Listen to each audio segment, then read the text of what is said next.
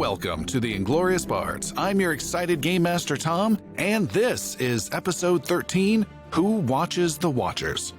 In our last adventure, the heroes launched an assault on the Low House and killed every slaver they could get their hands on. Xander was swallowed whole, and the slaver operation was burnt down by magic fire.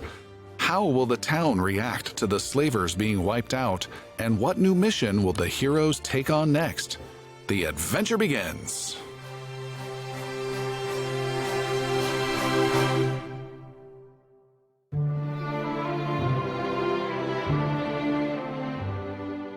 In the town of Tabernary, a river snakes its way between neighborhoods before emptying out into a lake. Across the river spans a bridge between two buildings. The bodies of slavers and a huge ogre lie crumpled on the bridge amongst blood and scorch marks. One of the buildings connected to the bridge is engulfed in fire. Magical lava spills out of its doorways and oozes into the river. Beneath the bridge on a dock made of stone, our heroes look after the slaves rescued from the flames. Sildren the Druid casts healing magic on a mother and child. Easy. Your burn should feel better now. You're safe. Idrisil walks over to a wounded and scarred dwarf and pats him on the back. Yurik, you did good, friend. You got all of these people out of their cells. They would have burned down with the place if it wasn't for you. Nah, it was you folks with your swords and magic that took down these scum to get us free. Sadly, I could not save everyone. What of the bear chained in the cell? I couldn't get near him to get him free. I tried. You did more than anyone could ask. Those responsible have paid and will pay more if I have anything to say about it. That shit-guzzling slave master, Thehorn, he got away. Yeah, we freed his slaves and took out his operation. It's a job well done if I do say so myself. A gangly figure drops down from the bridge into the river with a splash. Then a long fin appears in the water, snaking its way downstream. Xander waves. Bye, friend! Who's that, Xander? That's my new awesome creepy friend, Gibbles. Helpful guy, creepy guy. He helped me out up there on the bridge. His hand felt like an old sock filled with wiggly slugs, and he smelled like bad fish. Other than that, he's my new best friend. No, not that creature. Who's that over there? Idrisil points across the river at a man with white hair watching the group from an alley. That guy? Him I don't know. The white-haired man disappears into the alley across the river. Before anyone can say anything, Iggy interrupts by tossing a white staff at Xander. I pulled this staff off the wizard on the bridge. See what you can do with it, Xander. Ooh. Iggy then walks over to the scarred dwarf and hands a pouch of coins. Here, I collected this from the dead. It's quite a few coins, and we more than owe you. Think you can fuck you, motherfucker. Here, I collected this from the dead. It's quite a few coins. It's more than... And they more than I know. Here, I collected this from the dead. It's quite a few coins, and they more than owe you. Think you can use this to get these people out of Tabernary and back home? The dwarf feels the weight of the pouch in his hands. Aye, that I can do. We owe you again, my friend, for our lives and our future. Iggy nods and turns to his friends and the rescued slaves. Thehorn's gone, but that don't mean he ain't coming back with more thugs. We best be getting out of here. The heroes and slaves help their wounded off the dock and leave the flaming carnage behind. Time passes, and rumors spread that a large band of cutthroats and thieves left Tabernary in a hurry. Several days later, the rescued slaves safely make their way out of town. With the slavers gone and their victims safe, the heroes, with Sir Brenros, gather in the early evening at Peg's Tavern. The one-legged bartender collects empty tankards while finishing his latest tale. And so the toadies that take the barges up and down the Key River, they don't stop no more north of town. Why is that? They say the dead are walking along the river, north of here, between us and Idlin home. Rotting bodies stumbling down the road. The town guards ain't doing nothing, as they're too lazy to leave the gates. Sir Brenros clears his throat and gets the attention of everyone at the table. Sounds like an important and dangerous endeavor. But it is time I take my leave, friends. Justice has been dealt to the slavers and innocent souls have been rescued. So my quest in Tabernary is complete. Oh, don't go now. We could always use your help. Look, the notice board on the oak post over there. It's got lots of new stuff for us. People need our help. Ha ha ha. There will always be wrongs to right and villains to slay. But I have other work to pursue, and superiors waiting on me to report back. But you're one of us now. We're defenders of the realm. I thought we were defenders of Edlin Home. Well, we've been upgraded. Defenders of the realm! Through the front door of the tavern comes Vanali, captain of the town guard. Dressed in everyday clothes with a sword at her side, she approaches with a smile. Oh, Captain Finale, good to see you. I trust you've heard the news about the slavers in Low House getting a beating by some dashing heroes. Clearly a reckless act of vigilante justice that Tabernary officials cannot condone. And what is the view from an off-duty captain relaxing with friends? Well, getting those monsters dead in the river and kicked out of town, well, that's the best thing to happen in a long time. The group smiles and Sildren pulls out a chair for her. Vanali sits down and looks at the heroes. I've come here on a less official matter. A new problem has come up that could use some outside help. Sir Brenros stands up and stretches. Well, that's my cue to take my leave before I get pulled into another escapade. Time for me to part ways and head back east. Captain, I leave you in the capable hands of these fine men. Gentlemen, I hope we meet again down the road. Norgen. You've always got a full cup, warm chair waiting for you here at Peg's. Brenros, give me a hug! Gladly, little squire. I've been meaning to ask you something. And, he points at the, Mire pendant on your cloak. This is a Mire pin, correct? Yes? Do you know what this does? I know that it tickles. I really don't. I've tried my magic on it several times, and I cannot figure it out. Your magic isn't going to work on it, but this will lead you to great things. This will lead you in to the greatest magical shop in this realm. A magical shop! With that, I say goodbye. You're a good squire. You hear that? I'm a good squire. Idrisil, seeing Brenros stand up, scoots his chair out from beneath him and greets Brenros with a farewell, kind of Roman handshake. It was an honor to fight alongside you, Sir Brenros. The honor is all mine. You're a great warrior. Sildren stands as well, gives him a brief hug, and just says, may our paths cross again. I hope so.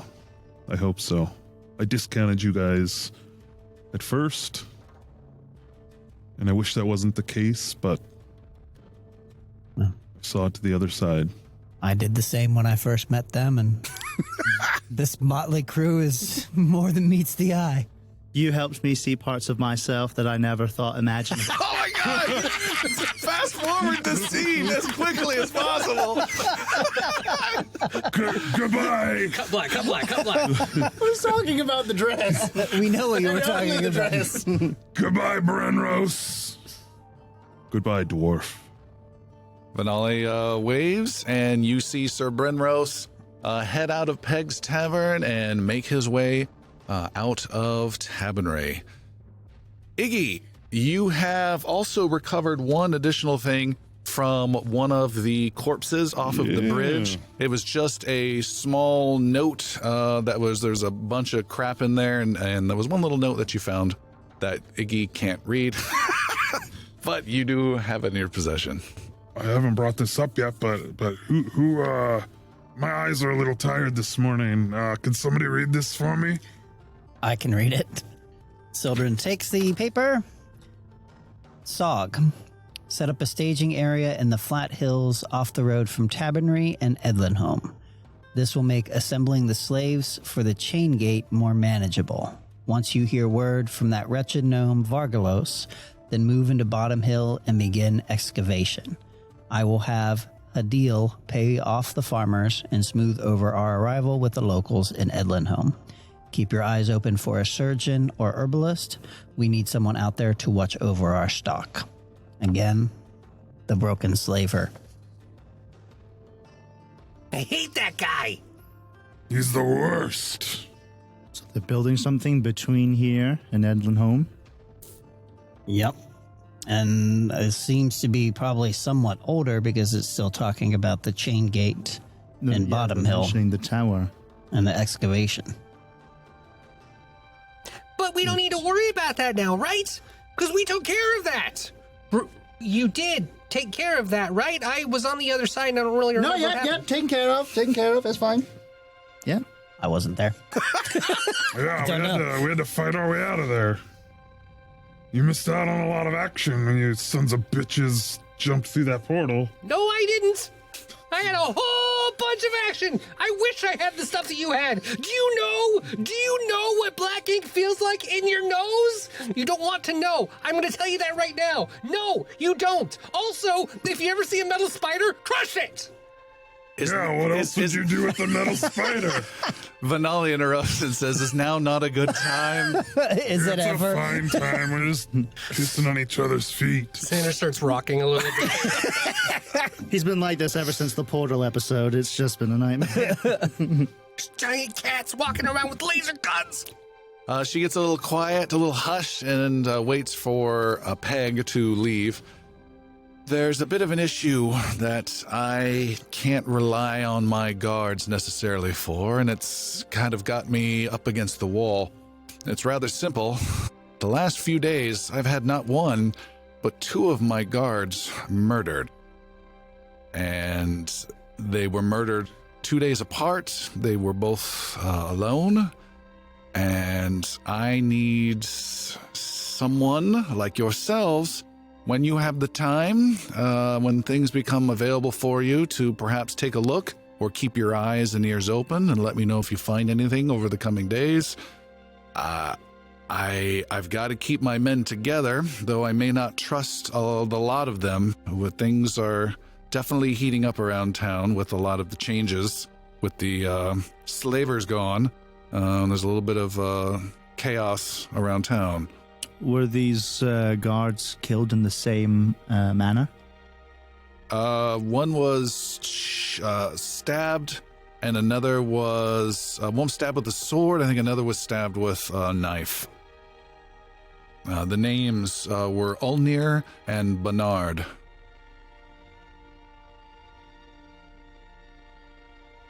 Well, I feel like we owe you a little something. If something comes up or you hear anything about it, you can find me in the Plaza Guard Tower. Where were they? Where were they both killed? They were killed not far from their post, which is the Southeast Guard Tower, just on the gate southeast of town. Were they killed at the same time? No, one about 4 days ago and another 2 days ago. We've heard some talk, this might not be related, but we've heard some talk that the toadies are no longer stopping out in the north section because of some undead, apparently. Right, Peg? Yeah, he says from far away to whatever you just said. Another round? What? I've heard something about that as well. Perhaps it might be worth gathering a few coin and putting a post up on the oak board over there, she says, nodding to the post here in the tavern. Don't bring up the post guard against him again. Although I could certainly hold off on that if you wanted to claim that first. You're not the only adventurers in town. Mm. Seems Is there like- another podcast in this episode?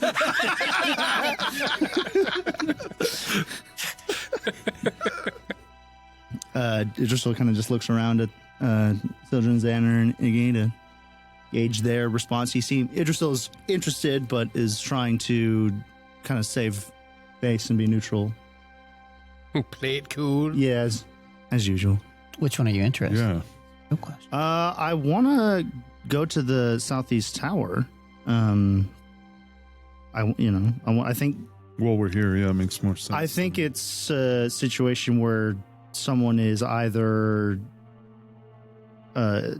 just based off of what we've heard in this conversation, it sounds like someone might be trying to get somewhere and there's like guards kind of in the way and they're Usually be like easier to pay casing the them joint, off. if you will, kind of thing. But yeah, Yeah.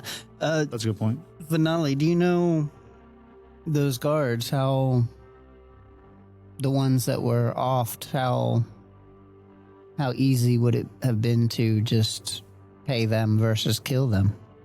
I would say they have certainly received some payments in the past. Do you have any suspects or thoughts of your own that would provide clues to us? Not right now. I'm just worried that I've got people dying. I've got a big change of these people that have been removed from town, and change is not necessarily good for a captain of the guard. We like things very simple around here. We might have some pickpockets, a mugging here or there, maybe a murder once or twice a year, but now we're actually having guards killed. It's got the mayor upset, which then has me upset. Is there anything of value in the southeast tower? It's a gate into town. Where are the reports from the undead coming from? To the north, yes? It was in between here and Edlinholm. Edlinholme, No, the undead. yeah. Yeah. Yes. Between here and Edlinholme. Oh, okay. Yeah, they're building they were, according to the note, they Probably were real close building to that. at Bottom Hill, but we are No. Further south, so- The undead. Yeah. Between here and Edlinholme. I have Okay, well, probably because real you're close. talking about building from the letter, right? So you mean Peg's story? Yeah. Peg! Peg No, comes over and he says, "Do you want me to replay what we already recorded for this episode?" It was between here and Edlinholme. What was? What? You said the zombies, the right? Undead. The Yeah. toadies aren't even going north Probably anymore? real close to that tower we saw. The Key Remember River that goes No. up north. What that? tower? You don't. Shit. You're running out of You people. just so remembers though. yes, I think Oh, the tower you told me about. Yes, okay. That makes more sense now. Oh, the Star Tower! I didn't see it. No, we told you about it though. Right. Yeah. Xander starts wandering off, and Xander goes downstairs because you guys are on the upper balcony looking over the tavern. He goes past a bard playing a sad song about his missing wife and goes over to a big, thick post. There are several of these. This is a big oak post, and he sees several items that are messages that are nailed to the post. Yeah. What's on the news today? And takes a look at them. Okay. Second man heard at North Docks. Oh, another one. Needs a slayer to take the beast down. High risk and high pay. 40 gold. Speak to Lorson at Red Whale Shipping and bring a big sword. I gotta tell Iggy about that one.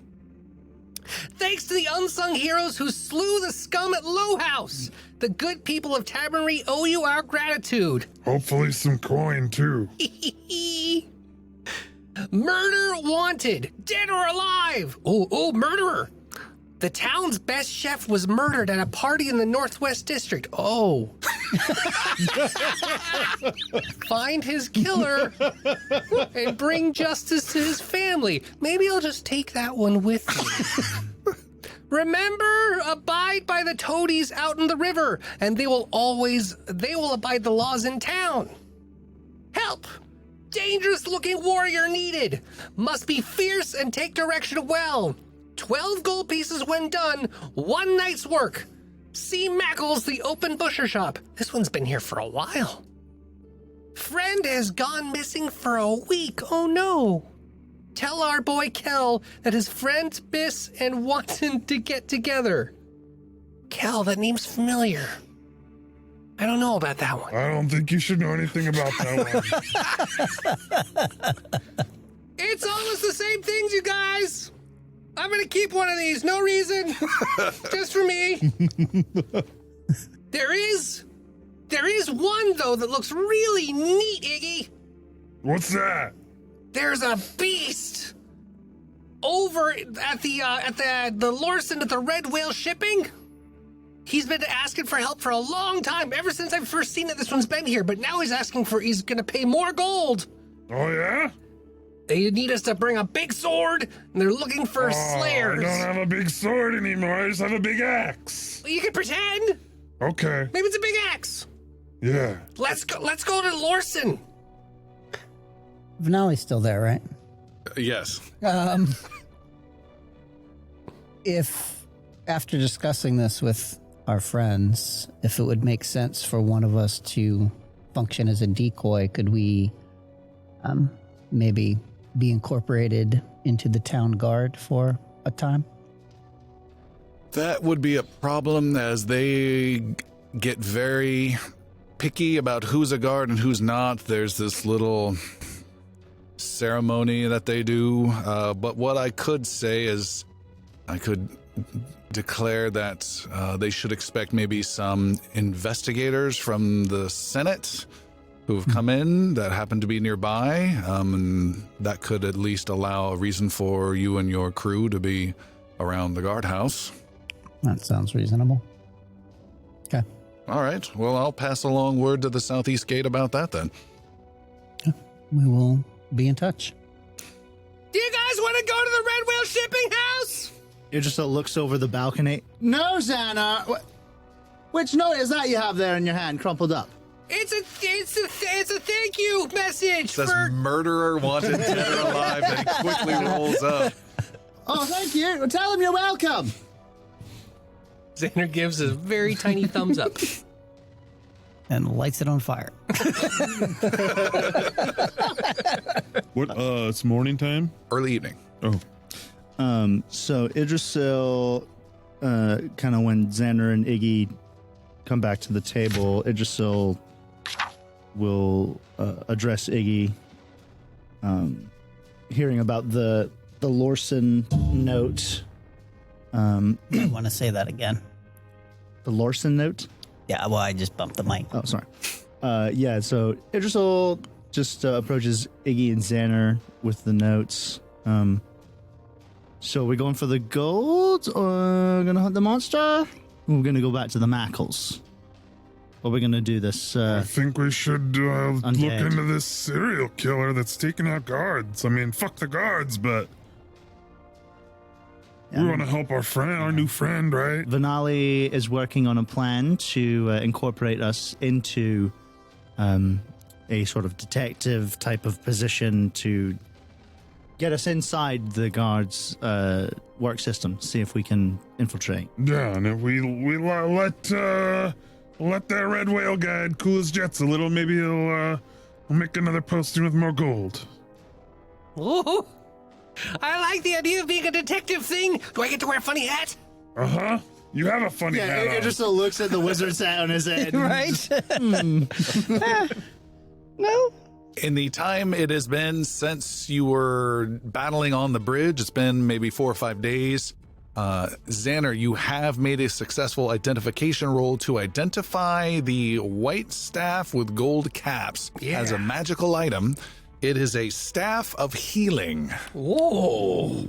Staff of Healing does the following things, particularly if you happen to be a healer of any kind, of which we do with spells for children, and it gives you the following 3 benefits.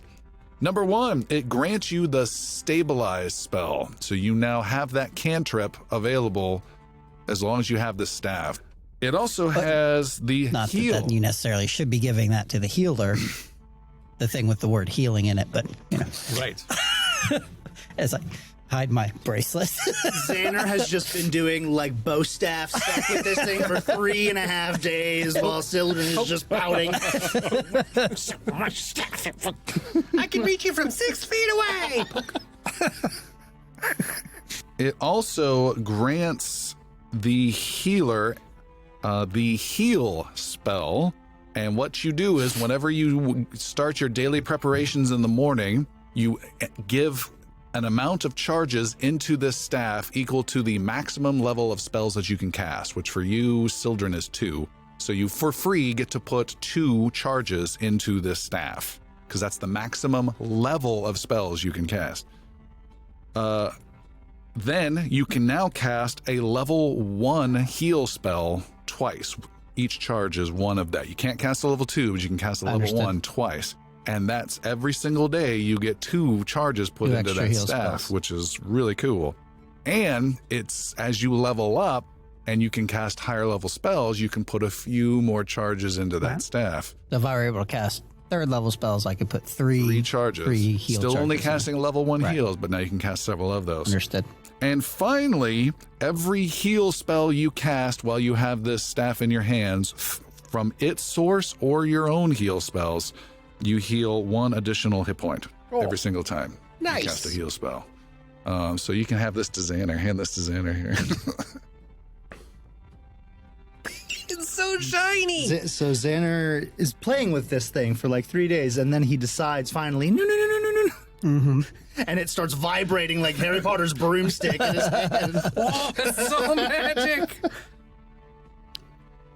Sildren, I think that you can use this way better than I can. It doesn't even do fire.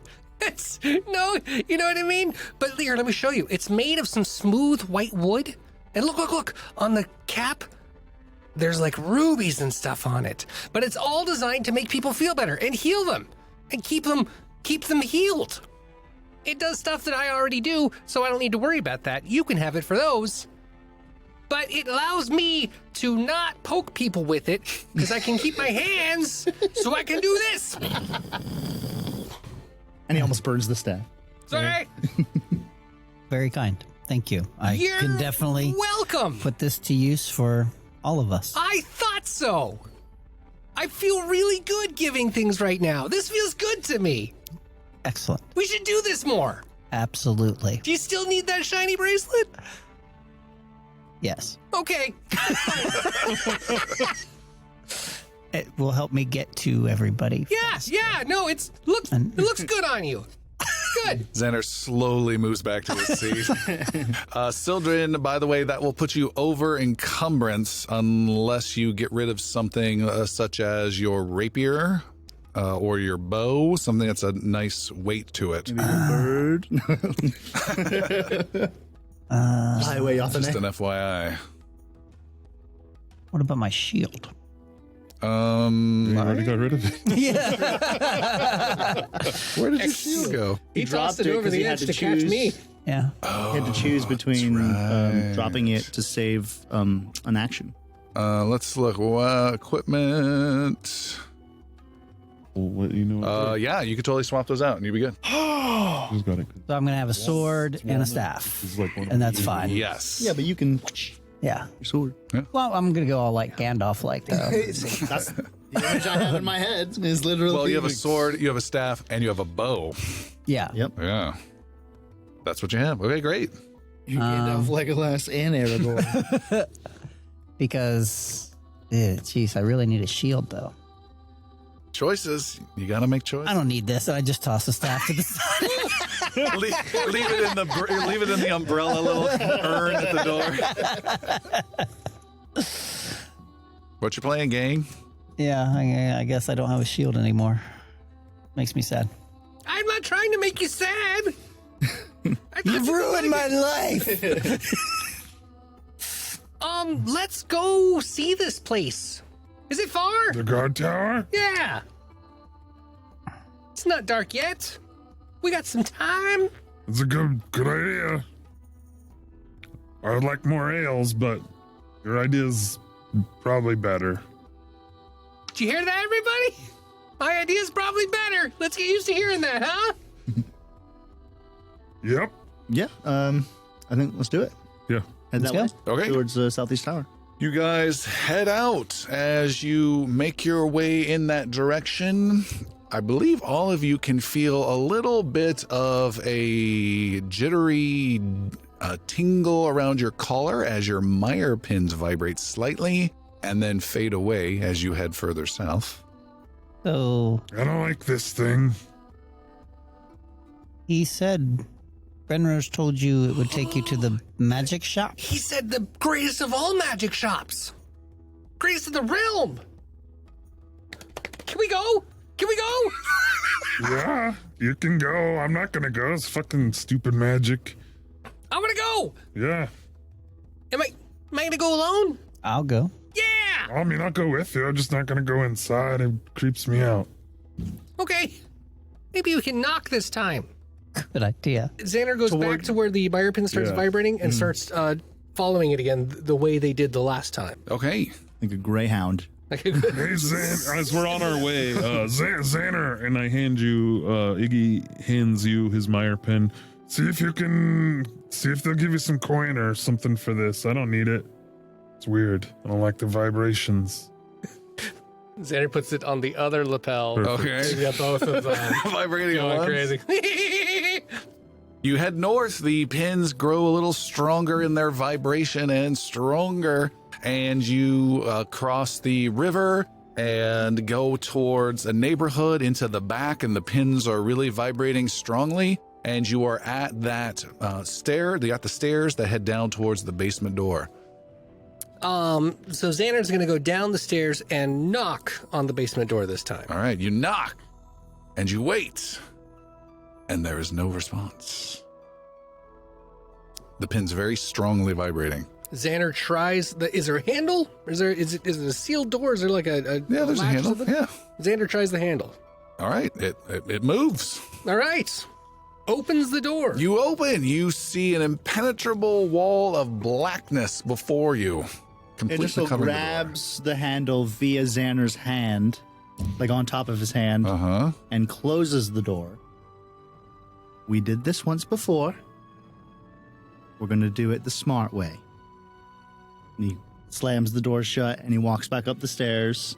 He goes around the house to the front door Mm-hmm. and knocks on the front door. All right. You knock on the front door, and after a while, there is a door that creaks open a little bit, and you see a haggard old woman's face peeking through, and she says, "What?" Greetings, ma'am. We are the Tavernry Guard. Here on a mission to see if everything's You don't all right look in the like a area. guard. I've been a newly hired detective, and I show her the Mire pin. Newly hired by Captain Vanali to check this quadrant to see if anything is going wrong in the area. I've done nothing wrong. We want to see the magic shop in the basement. You don't have anything on me. Ma'am, as you can see, I've brought my associates here with me. My name is Idrisil. This is Xander. Xander didn't go. Xander Still in the basement? Iggy is still at the door, If too. you recall the last time we went, Jix also went to the front door, rang the doorbell, and that's when we went in. Mm-hmm. Xander, knowing that you were doing the smart move, again, wink, wink, wink, wink, he waited for the conversation to start and opened the door to walk in. Okay. All right. Keep going, Idrisil.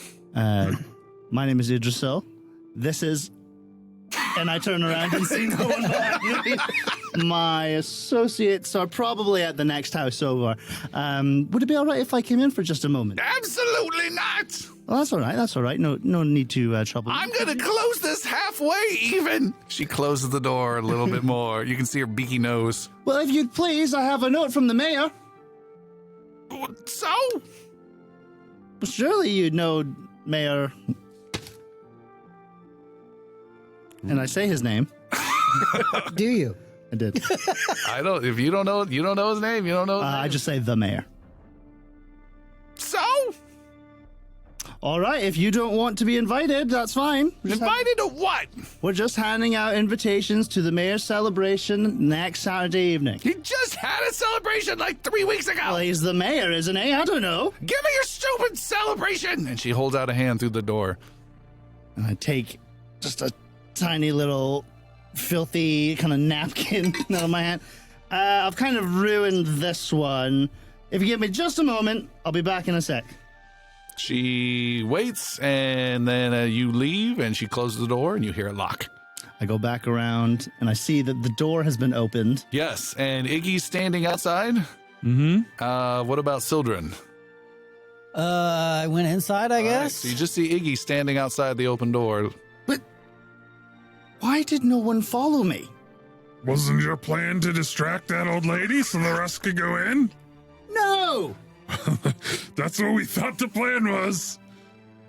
They're inside. The smart way is to do the dumb way again. I don't know. Okay. Well, I'm going to sit, and I sit on the top We're step. pretty good at the dumb way. All right, you stay there. Inside is Xander and Sildren following behind. You pass through this black, it's maybe just a foot deep, shaped like the door, this black essence that you go through. You can't see anything at all, even with your low light visions. And you pass through and you come to a room on the other side. It is a room that's a little low ceiling, but wide, maybe 60 by 60. It's a lavish room with red lights. It's got a glossy tiled floor with some exotic rugs across it.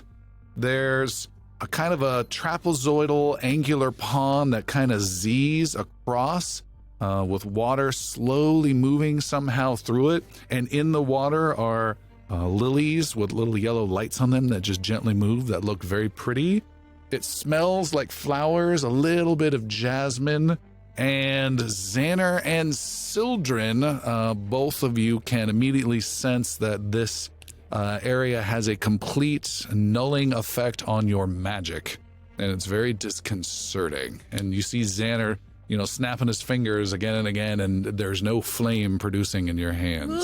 It's so weird. I'm staying fairly close to the door. Okay. It's black right behind you. You can not hear or see anything through it at all. You can hear some sandaled footsteps slapping on tile coming closer. Okay. You're the gnome. You're the gnome. You're the gnome. Xander starts walking towards the footsteps. All right. There is one other Children does not. There's one other doorway on the other side, and as you head towards that, you can see another chamber beyond. And before you can get in there, a figure comes through the door. It is a overweight human with some very stylish looking lavender and purple robes on, with some interesting flared pants, some expensive bejeweled sandals. He's a little overweight. He has very little hair on top, but almost like a little samurai braid at the back. And he has a pleasant looking smile as he walks in. He has his hands kind of folded in his robe sleeves in front of his belly. And he says, "Hello, my friends. Welcome to Mire's Emporium. I am Mire, at your service." Is this your pin? Oh, indeed. And you are most welcome here. Please, come in, come in. You must relax. And he motions you into the second room. Go in. All right, Sildren follows. Tentatively. You go into the second room, and this room, unlike the other room whose floor was glossy tile, this room is made up of a floor of cushions. It's just thick, billowy red cushions, and wherever you step, it's buoyant and cozy and comfortable. You look back and you're afraid you're going to be tracking mud everywhere, but your footsteps don't seem to leave any trace behind as you go. There are raised sofa-like things that come out of the floor, so it's just like this big drapery of cushions and sofa-type things to rest and relax with. There's red and gold drapery that hangs from the ceiling, almost like an Arabic like bedroom or harem type environment that's low and looks really gorgeous. And the gentleman identifying himself as Mire walks over to a marble block against the wall that's being used as a table, and he brings some fine-looking cups to you, motions for you to sit at the couch, and brings the 2 cups to you. Went in Mire's Emporium and have a seat and a drink, I guess. This is your first time here, yes? It is. Yes. And I have introduced myself. Perhaps you could introduce yourselves? My name is Xander. I am a defender of the realm Ooh. and an elemental sorcerer. Ah. I'm Sildren, a druid of the 7th Conclave. I may have heard of that before. That is interesting. What news can you share? I don't get many strangers. Seems like some people have been causing issues for the slavers in Low House of late. There are undead between the shores of Abernry and here, of Edlinholm and here.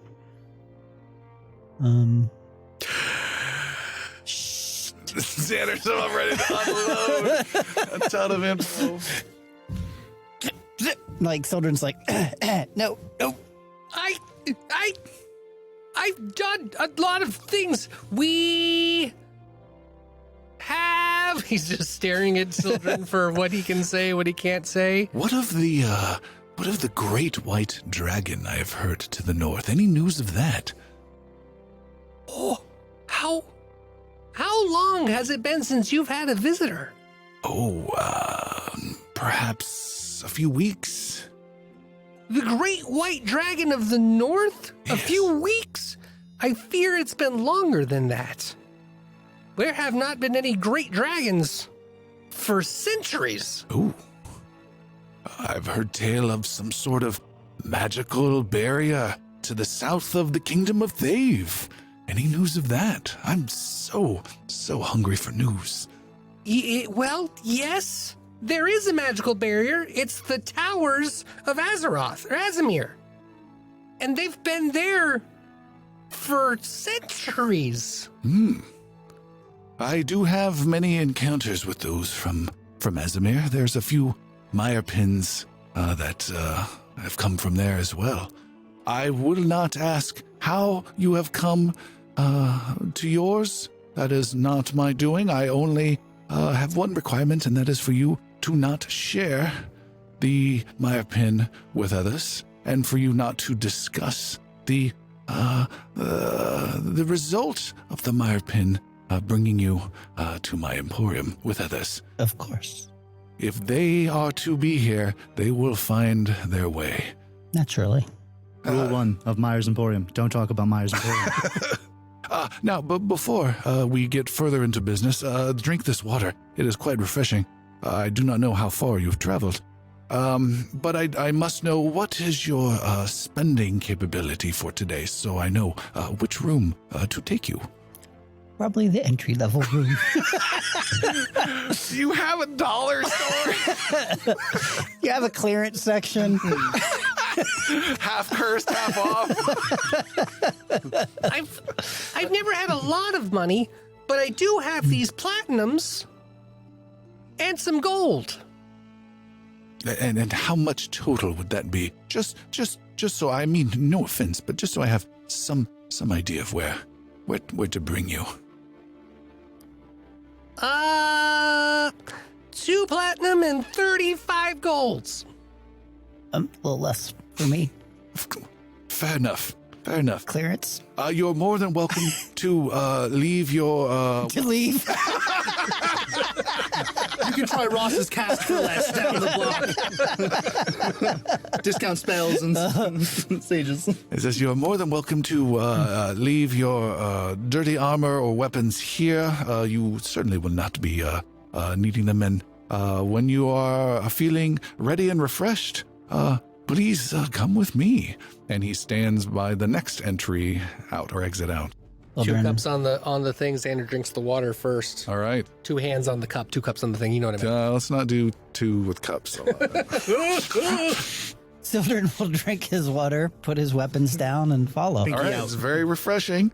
And he takes you into a hall, and it's wide. It's got cool arches, and again, drapery things hanging from those arches, and comes to a door and unlocks it with a key and opens up this door that looks very, very heavy, but opens without a sound and opens easily. And beyond is a room filled with all sorts of interesting magical goodies. There are display cases of gold frames with glass that you can kind of see through. There's dark mahogany shelving with a menagerie of different items and weapons and doodads and scrolls all over them.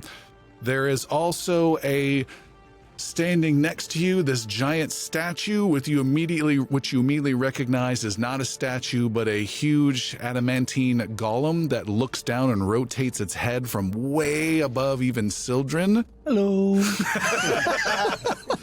And it looks down at you and it just gives you pause to not start any trouble while you're in here. And Mire excitedly patters on his little sandaled feet to the shelves and the display case. And, well, let me show you what I have available for you. Outside of the building, just sitting on the stairs. You got any twos? No twos. Go fish. All right, so I'm going to do all of this out of character because it'll just take forever to be doing it in character, and then we can do a deep dive on any items you want specifically. We have. Just give me a high fly over here. Then. So he has consumable items and permanent items available for sale, and they are as follows. He has a scroll of heal, lets you cast a level 1 heal, and I think you have to know the spell, so it would only be Sildren. That's 3 gold pieces. A scroll of fear. Now, when you say know the spell, You have to have it as part of your possible repertoire, Okay. but not ready. You don't even have to have it memorized for that day. Maybe if you're holding Copy. a staff. You just have to be able to know it. Like Xander doesn't know how to heal. Yeah. Scroll of fear, same thing. You must have that capability in your spell repertoire. And oil of potency, we know that. 7 gold. Jesus. It's 7 gold. You have 2 of those, right? Yeah. And what was I going to say? And also keep in mind, like Idrisil, your weapon's already maxed with that, but you could still use an oil of potency on your armor to give additional armor class and bonus to all saving throws for a battle. Right. A savior spike. This is an item you can use when you're about to fall, and it helps dig into an edge to keep you from falling over an edge. An invisibility potion for 20 gold. And an elixir of life lesser. You guys have had minors in the past. This one is a lesser, which means it heals 3d6 plus 6 hit points. Woo. It is a significant heal. And lastly is a necklace of fireballs for 44 gold. I know where Xander's eyes go immediately. This has 3 beads on it. Each bead, when pulled, you can then throw up to 70 feet away, and it hits that area pretty much automatically, and the enemies get reflex saves, a little fireball. There are 2 small gems on it. 2 small beads and then 1 large bead. And once those 3 are gone, the necklace is useless. So it's a consumable. It's expensive, 44 gold, but you're chucking fireballs. Do you need to know the fireball You spell? do not on that one. And those are just the consumables. Someone buy that one for Jix. Right? Oh, man, can't wait. I'll do it. He keeps staring at the golem. Hang this over Tim's head. Hey, figured out the Mire pins. fucker. Take a picture of that shit. I'm literally going to when we get the permanents. Under the permanent items, he has a menagerie of magical weapons. Any weapon you can think of, he has +1 weapons available. So these are +1s to hit only. Nice. If you need a dagger, a staff, a bow, anything at all, he's got everything imaginable as a +1 weapon. He also has a wand of grease. This is the spell grease. I believe you have to know the spell. I'm not 100% sure. I can look that up if we need. How wands work is you can cast that spell once per day forever. Every day it's recharged at 1. And then if it's an emergency, you can overcast a second charge, and then has a 50-50 chance of being broken, which means money and time to repair, or completely destroyed. But it's guaranteed once every time. That's only 60 gold. He has bracers of missile deflection for 60 gold. This you can use as a reaction when you get hit by any ranged weapon. After you're like, shoot, that's a hit. You can use the bracers. I can't remember how often, maybe once a battle or once a day. And anyways, it gives you +2 armor class. So you can, if it's a close hit, you can turn it into a miss. Ooh, nice. Can be nice. He has Tracker's Goggles. This gives you benefits to survival and the ability to easily track enemies. I can give you more specifics later. 60 gold. A bag of holding. 75 gold. This can hold quite a bit of bulk and inside. And I can certainly get you more details on that. Healer's gloves, 80 gold. This increases your capabilities of healing, and I can give you more stats on that. +1 striking weapons. This is the same caliber weapon as the Dark Okran bow. So this is +1 to hit and an additional die of damage for only 100 gold. Diplomat's badge for 125. This gives you a +1 to diplomacy rolls forever, and once a day you can make a roll to understand one particular person and even get maybe +2 or 3 more on that person. Nice. A dagger of venom. You have a dagger that's, I believe it's a +1 striking dagger. It has a chance to sicken foes when you hit them, and then once per day you can really sink in the venom for a true poison beyond that. A wand of restoration. Similar to the other wand, once per day you can cast restoration, which clears several effects on an enemy or one stage of poison. It's 160 gold. And then the last item that we have, +1 armor of any different type that's out there. Cool. This includes robes for wizards and anything at all that you want. That's 160 gold. Talk to me about the healer's gloves. Healer's gloves. Gives you a permanent +1 to all medicine checks, so that can obviously also help your treat wounds capabilities.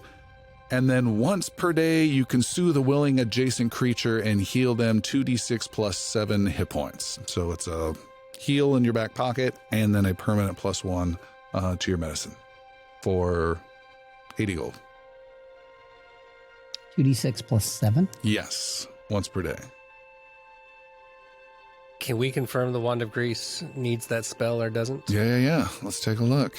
You have grease, though, don't you? I don't. I had a grease scroll, I need to get into which is this super chamber. effective, and I loved it. Right. Well, that I means could you not can use at the same cast it, time. though, because that's part of your repertoire. Yeah. If you did it off of the scroll. I mean, that was like 7 episodes ago, so I can't take it back now, but We're going to have to retcon that. It must, the wand, it must be on your spell back to list. that witch. And looking at Xander, we're talking about the grease spell. Yeah. Do, do, do, do, do, do, do, do. I want those healer's gloves. I want that armor. Do you have 160 gold? No. I was like, I'm pretty sure I have like 80. The grease spell is a primal spell, so you can totally use that. Oh, okay. Yeah. So it's not an educated thing or a selected item. It's just something that I need to be able to use. Right. Got it. If I understand you correctly. And a platinum Yeah, was so- 10 so- gold. Platinum is 10 gold. And we got 2. There might need to be some pooling. Scrolls are still one resources. right? So I was able to use it, but it's still Scroll is a toast. consumable. Let's go. Yeah. There is no Wand of Magic Missile, Oh. which is fine. Would the Next time we come back. bracers of missile deflection work on magic missile, or is that just an always hit? It's a ranged attack. Anything ranged. So magic missiles are not a ranged attack, it's an auto hit. So no- They're yeah. auto hits. But if there's a magical ranged attack, like some of Xander's abilities, that might up. Also, Mire lets you know that he, in an effort to get dangerous items off the streets, and because he has quite some deep pockets, will purchase any magic items you don't need for half price at any time. Oh. How much for this crappy bow? The +1 bow Yeah. that you just got? The awkward- That would be 12 and a half. No, I'm sorry. That would be 17 and a half gold. Not going to sell it. How about 25? I'm trying to remember. Platinum, that is 100 gold? 10. 10 gold. I was about to be like, payday, let's go. What? Get me in that room. Right, so I'm looking at 56 gold. Hey, Sildren! I was wondering if you might be able to loan me a couple of pieces of gold. Oh, man. Because their wand is really pretty. And I could use it a lot, I think. I think I'd be helpful to you and to the rest of the team. How much do you need? I need 5. Very well. Yes. He's like, yes, but in return, I need right now 15. I remember how taking a loan from Chris worked out in previous seasons for Avius. I'm excited. You just see Sildren break out a little notepad. 5 gold to Xander. Okay. Wand of grease, please. He sells you a Usually wand should of ask grease. about terms and conditions, but that's fine. Carry on. 60 Carry on. gold is Interest the rates, price for that. I don't compounding have a daily. specific item for you. You just need that grease spell. You can use the scroll card if you want. So again, you can cast that once per day. It refreshes when you do finish your preparations in the morning. And if necessary, you can cast it twice and risk damaging the wand. The consumables, there's multiples of those? Yes. Can I buy 5 of the scrolls of healing? Yes.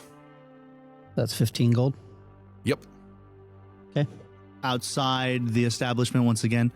Why are they in there for so long? It's just a crappy I don't basement. know. Go in there. It's just a shite basement. You want to go in? I think we should go Let's in. go in. Metagaming, but I'll allow it. Oh, goodness. with the pictures on So your phone. I am curious because I gave Ignal gave Zaner his Mire pin. Uh-huh. Can I still go in? You are not able to get in. I figured. But It's like Idrisil you are is- in. You are it's like greeted. the Hogwarts thing. You just smash into the wall. So you are greeted by Mire. He escorts you to the room in particular. You see your friends. Before you can even say hi, you're just gobsmacked by all these amazing items. These are available here. How much money does Idrisil have? Idrisil has about 68 gold. All right.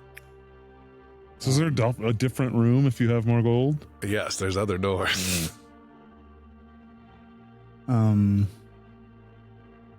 Idrisil's stairs. Can you, so the +1, the difference between the striking weapons and +1 weapons? +1 weapon is your original Akron bow. The +1 striking weapon is your new dark Akron bow.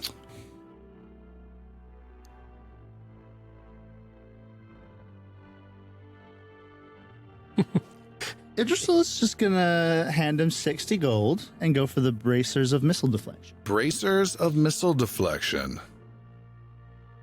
I will have to print a card for you later, but let me give you some more worries. specific. And could you please read the description for me again? Yeah, I'm getting there now. Bracers. Just so I have like Gonna a, need to- Yeah.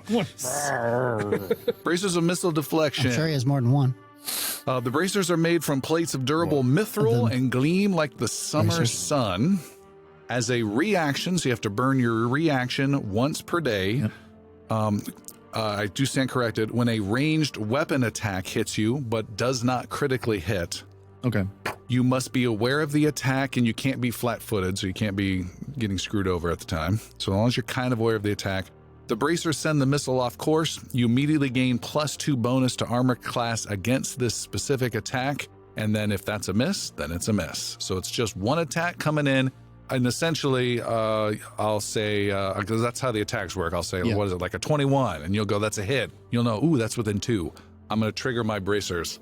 But it's only ranged attacks that come in. Ranged weapon Within attacks. 2 of my AC? Yep.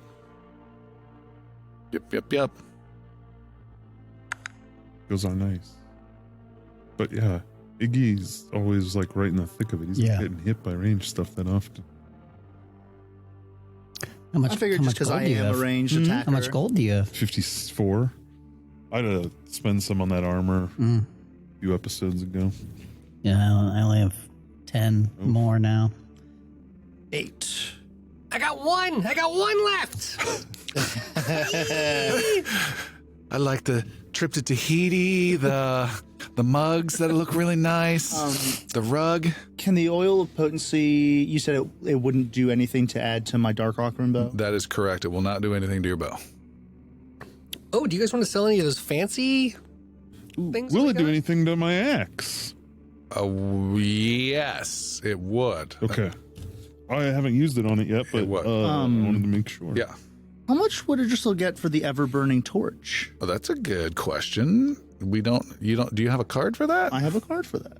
It's 15 gold pieces. That's half of that, 7.5 gold. 7 gold, 5 silver. You can certainly sell whatever you don't want. Fantasy Costco. That should be the name of this episode. The invisibility potion would do what again? No, I didn't describe the effect of that. We're talking invisibility. Yeah.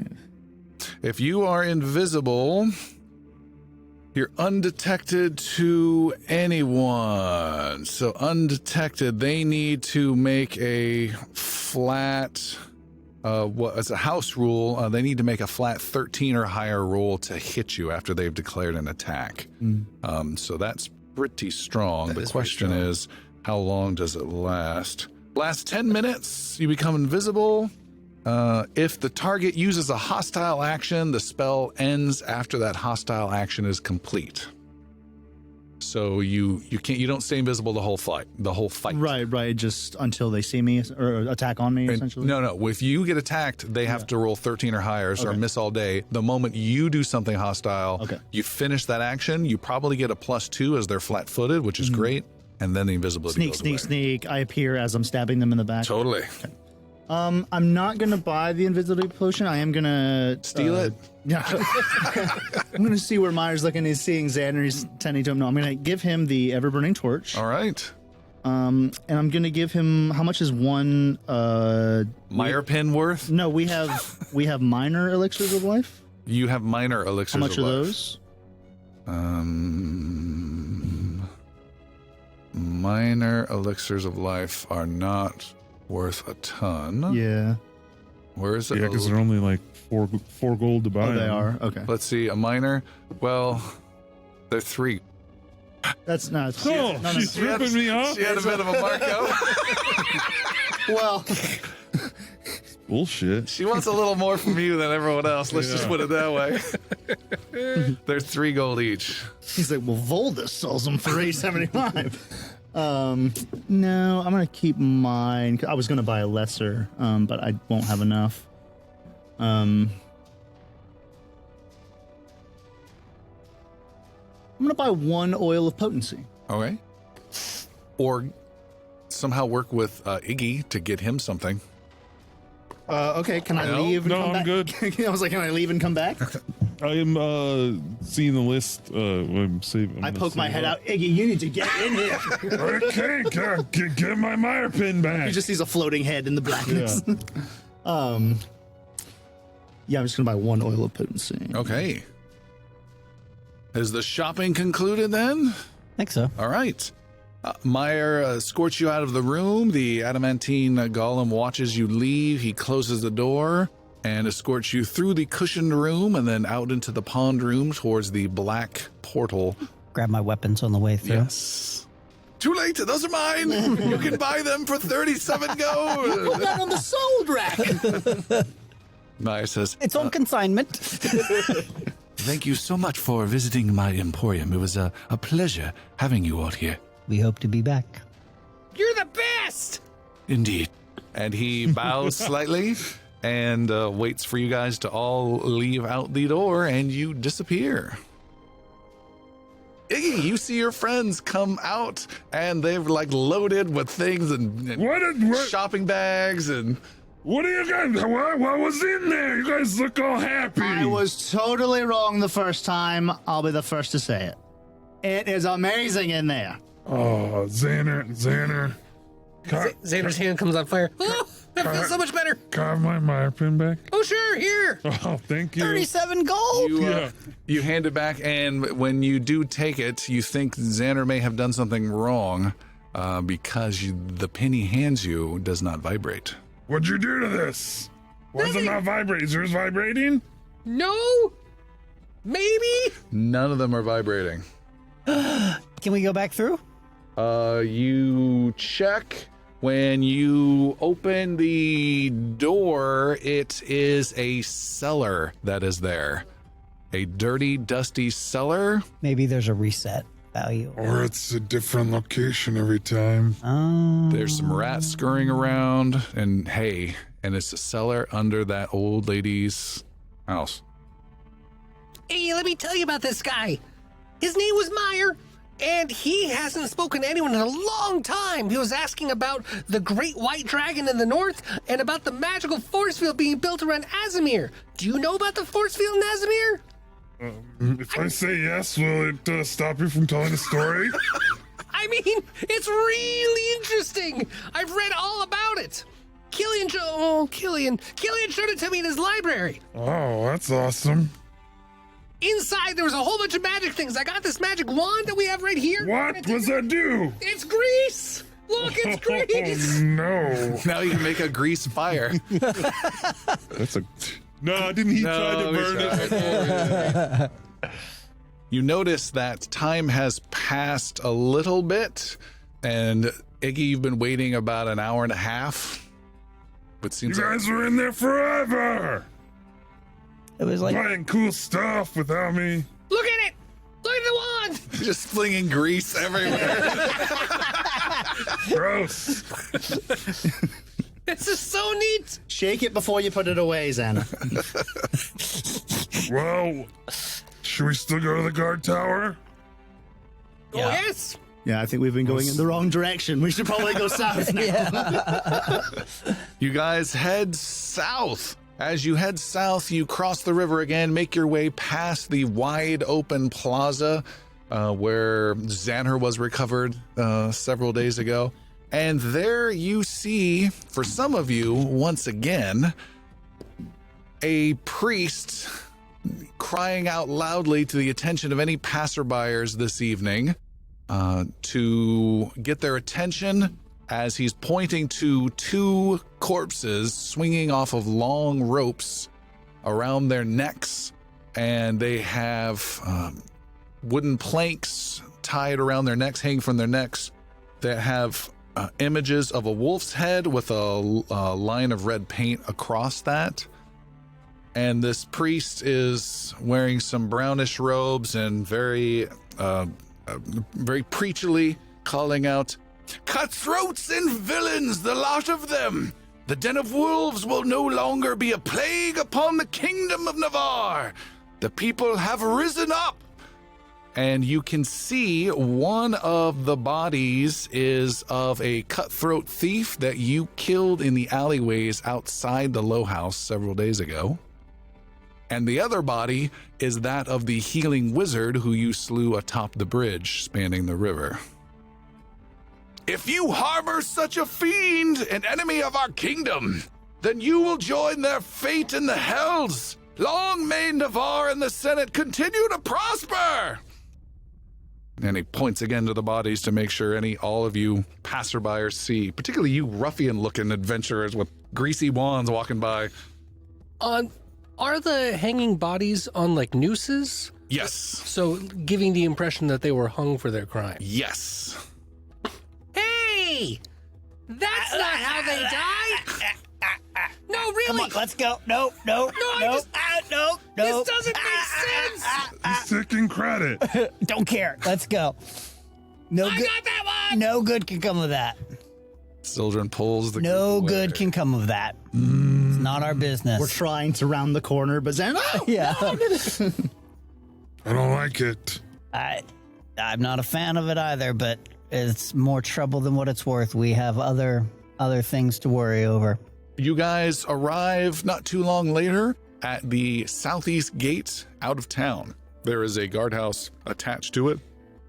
You see there is a guard who is leaning outside that gatehouse and rises up and starts investigating, kind of inspecting a horse that a merchant's bringing by loaded with some goods, and he's opening up some flaps and checking things out, and then holds out his cans, has the guy pay the fee, and then lets him into town. And then By fee, you mean bribe? possibly the four of you guys come up. greetings. Good evening. How fare you?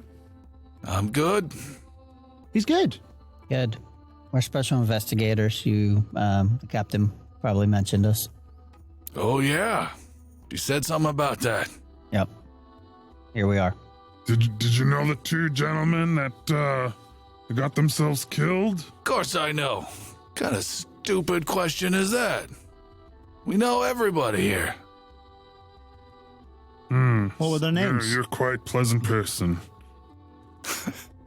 It was Bernard and Olnir. Are you sure? You sound unsure. They're good men. I'm sure.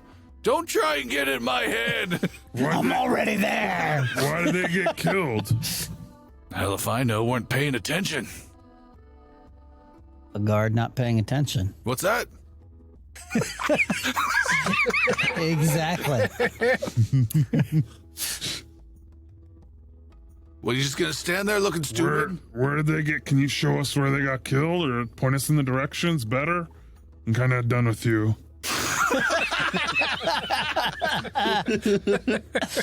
We're ready for the boss fight now, if you don't mind. I can't leave my post. Hold on. And he opens up the old door into the small little blocky guardhouse. Sergeant, we got those investigator guys here looking for some answers to stupid questions. And you hear, I'll be right there. And you hear some jingle jangle of leather and metal and armor being donned, swords being sheathed, and okay, here and out comes a guy who is a little youngish, with a boyish face, human, tall, broad shoulders, kind of a long neck, standing out with very clean-looking, well-kept armor compared to some of the other guards you've seen, and says, "Hello, I am Sergeant Retho. How can I be of service? The captain said you might be coming." Sergeant, we are looking for the location where these two bodies were unfortunately taken. I can give you the locations exactly where they were at. They were both in alleyways, not too far from here. You do that, we can begin our investigation. And he gives you the streets and tells you the store or house names that they were between. And they're two different locations, not near each other. Were both the guards, what time of day were they murdered, do you know? Yes, it was late at night after their shift was done. Heading home. So this is on the path to their homes? I believe so. We need the addresses of the homes of both men. Oh my, that's something. And he checks with the guard next to him, and what kind of stupid question is that, Sergeant? And he gets some addresses and passes them along and gives you their home addresses. Are they indeed on the paths back to where... You type it into Google Maps, and you'll have to figure that out as time goes on. You're not sure. Okay. How else can I be of help? Where were you on the night of their murder? Are you accusing me of mischief and murder? No, Just simply asking all of the guards that we meet. It is my job after all. I was off duty. It was not my day to be working. Were you out murdering guards at the time? Yes. No, I mean, no! You almost got me! Thinking I would say book him, but you can't read. Xana, book him. Who says I can't read? Everybody? This letter says you can't read. Prove me wrong!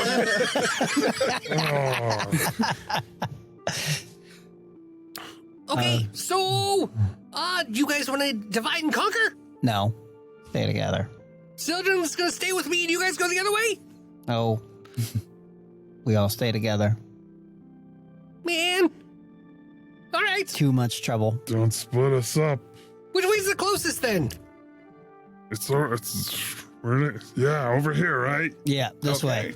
You head off to a destination of the death scene, the murder scene. What the hell? Yes. Crime scene. Crime scene. Crime scene. Of Olnir. Alleged. Guard Yeah, it's dead. Guard Olnir It's dark. The streets are dark. It's getting a little late. It's around 9 p.m. And there's a few lights on in the windows. There's a couple passerbyers and the horse with hooves clattering on the little cobblestones that walks by. Edward! And you go to an alleyway and can see the general vicinity of where they pointed. You check another alleyway, and then you can see some blood on the ground that has dried, been there for a couple days, and you can see where this guy was killed. Investigate the area. All right. See if there's any clues. Someone definitely Check died for here. shell casings. Xander tries to detect magic. Trying to detect magic. Mm-hmm. You detect no magic within 30 feet of you. You do not, no. Are you sure? Yes. Okay. Make a perception roll, Sildren and Iggy. Nice. 24. Ooh, that's pretty good. A 19? 19 is just terrible. Yeah. You see the blood. You don't see any other unusual things. You do see there was... A man died here. There was some a limited scuffle by some of the bloody footprints that you see, and you pretty much give up that that's all you're going to get from it. But with a 24, you notice a man looking from a lit window back in the street on the other side out of his home, and he's looking through and watching you very closely. What? I want Yafane to be like, Grab him, drag him out. She just perches on the sill right next to him and then pop. she hasn't appeared yet this episode, so do I know by looking at that which house he would actually be in? Yeah, you can see him. Okay. Right there. All right. He's on the ground floor looking at you. Okay. Yeah. I'm going to walk up to him then. He closed the curtain, and then the light goes a little dim as you get closer. I'm going to go around to the front and I guess knock on the door. All right, you knock on the door, and the answer never comes. Knock again. The door opens. You've defeated me. My only weakness is second knock. The door opens, and there is a man, an old a human guy there, kind of really hunkered over. And he says, "What? Hello, sir. I am. What is your name? What is your favorite color? Blue? Wait, no, pink. What?" I was waiting for the average airspeed velocity. I said what? Several times. I am Sildren. I am a special investigator for the city, investigating a murder, and I wish to speak to you for a few moments. You're not going to kill me, are you? I have no intention of killing you at this moment. That wasn't a no. No, it was not. I saw the fight myself. Please tell me about it. There was a scuffle outside about a week ago or so. Yes, that's what we're investigating. Tell me about it, please. There was a man who was walking down the street and was doing something mischievous, and the guard caught him. What mischievous thing was the man doing? He was gambling or yelling or thieving or loitering. And the guard came and grabbed him, and there was a scuffle, and then there was a fight in the alley, and I could hear some fighting and saw some shapes, and I watched as well as I could, and then it stopped. And I made sure my door was locked because I don't like anyone knocking on my door twice. And then I went to sleep. What can you tell me about these men that killed the guard? Not men. There was a man. And you mentioned shapes? Oh, the two shapes of two men. The guard. Are you listening? I'm the one who's deaf. What? I'm the one who's deaf. Are you certain? Yes. What? Oh, he's looking around. I don't know what to do with you anymore. Okay, so there was only the two men, the guard and the man that was causing mischief. That is what I said, yes. Well, it's not exactly what you said. You said something about shapes and other things as well. I like shapes. It's very, very confusing what you've been saying. But what can you tell me about the man that killed the guard? Well, there were multiple men. No, just kidding. I don't know. He was a hooded figure, a weakling, easily pushed by the guard. It wasn't till the next day when I found out the guard was dead. Dead, I say, dead. But So the hooded figure was a weakling that got pushed around by the guard, but then killed him? yes, maybe. I don't know. I do know this. I do know that the guard had his throat slit from one slitted throat corner to another. Did you see the slitting of the throat? No, but I heard about it. There were many guards and yellow police tape was put around the alleyway. Is there anything of value that you might be able to tell me about the event? Any description of the hooded man? No. No, I didn't get a good look at him. Yes? No. You're looking at me strange. I feel like I'm missing something, but you've been very not helpful. Very helpful indeed. Is it common practice for you to reward citizens with coin for helping? He holds out a gnarled hand. Children! You gotta go look at this! I give him 2 silver. Is there anything else you can tell me? No. And he closes the door. He turns down the light a little bit more, and he pokes his head out the drapes of his I'm just shaking my head at him. window. Very disappointed, and turn around and head back. All right. You return with all the possible information to your friends. What do you see? It looks like he was slit from ear to ear. Look at this. Look at all the blood. It's like in a weird sea. There could be one or more than one person who did this. What did that guy tell Sea you? of blood? No, it's a blood of sea. It's like a Yeah, like sea of blood. But it's not that kind of sea. It's a shape like a sea. And if you stand over here, it's more like a U. But that's not what I mean. I'm going to come over here. You can see it looks like a sea. I don't know what a sea looks like. Or it could be an N. You're just confusing me. What did the old man tell you? Supposedly one single hooded figure looked like a weakling who could be pushed around by the guard, but then, I guess, killed him, Its throat? supposedly. It didn't make a bunch of sense. He seemed very confused. Looking around, is there any other houses like within that would have eyesight of this alleyway? Oh. Negative. Okay. Yathane is taking a look around on the rooftops and the surrounding area to see if there's anything that she can pick up from her higher vantage point. She can, but it has to be very animalistic. She's not smart. Take it Did you just call my bird dumb? You can't say look for clues, but you could say, is there a bad guy up there? Is there Yeah. an animal up there? Yeah. And they could take a look. Yeah. Anything out of the Hooded that- figure. Hooded figures? Yeah. Hooded figures. And baddies? Yeah. Things that don't look like they belong. Okay. Shinies. Your bird's flying around.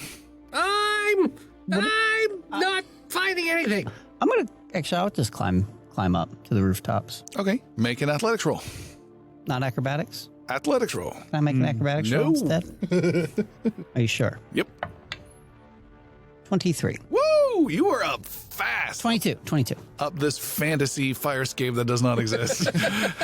You're up quickly up the roof, scrambling up there. You're on a second-story roof. You are looking around. There is your bird that's just circling around. Yathane has not found anything. Dumb bird. And you can make a perception roll. 27. Okay. You were rolling really well. Yeah. With your knowledge of the destinations, all the different addresses that were provided to you over the last hour or so, you can look out, you can see, okay, that goes to that street, and I think that's Cross Street over there. You believe this guard was on his way home, just like said. Okay. And that's all you got. The guard was almost certainly on his... I'll go back down. The guard was almost certainly on his way back home. He's yelling at us from the roof. Should we? He's on his way back home! Before it gets too late, should we go look at the other death scene? The Indeed. Crime scene? other crime scene? Crime death scene? Yes. Murder spot. You guys head there. Yeah. This is a different neighborhood, not too far away, a little bit of a walk. You're between some shops, and you can see there is a spot on the ground, and there is some dried blood also on here. And yeah, what do you want to do? Look Is it around. another alleyway? It is another alleyway. Yes, good question. Sildren, you said you're looking around. Make another perception roll. 27. Wow. Sildren, you can see the following 5,000 microscopic DNA evidence clues. You can see there is blood on the ground, but you can also see that there is a trail of blood that is going away or to this spot, and it looks like it has been cleaned poorly.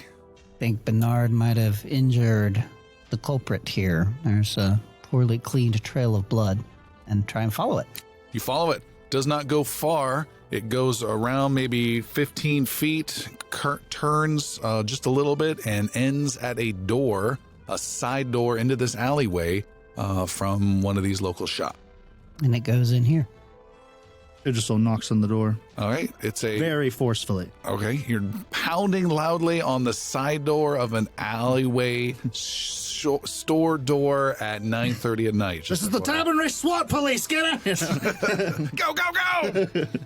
You pound on the door, and you hear a jingle out the front of the establishment.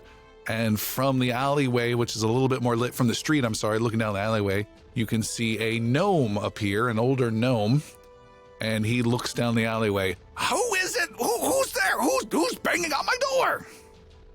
Sir, we insist that you calm yourself. I insist you stop banging on my door. Come out of the shadows. And I step out of the shadows. He steps back away. Sir, I am with Tavernry Investigation Forces. It's an acronym I just made up. The famous Tiff. Oh, yes. Right. The famous Tiff with the famous Idrisil. And he just begins to explain, shows him the trail of blood leading to his door. Sir, obviously something happened here. I apologize for the lateness of the hour. However, this matter needs to be tended to urgently. How are you involved?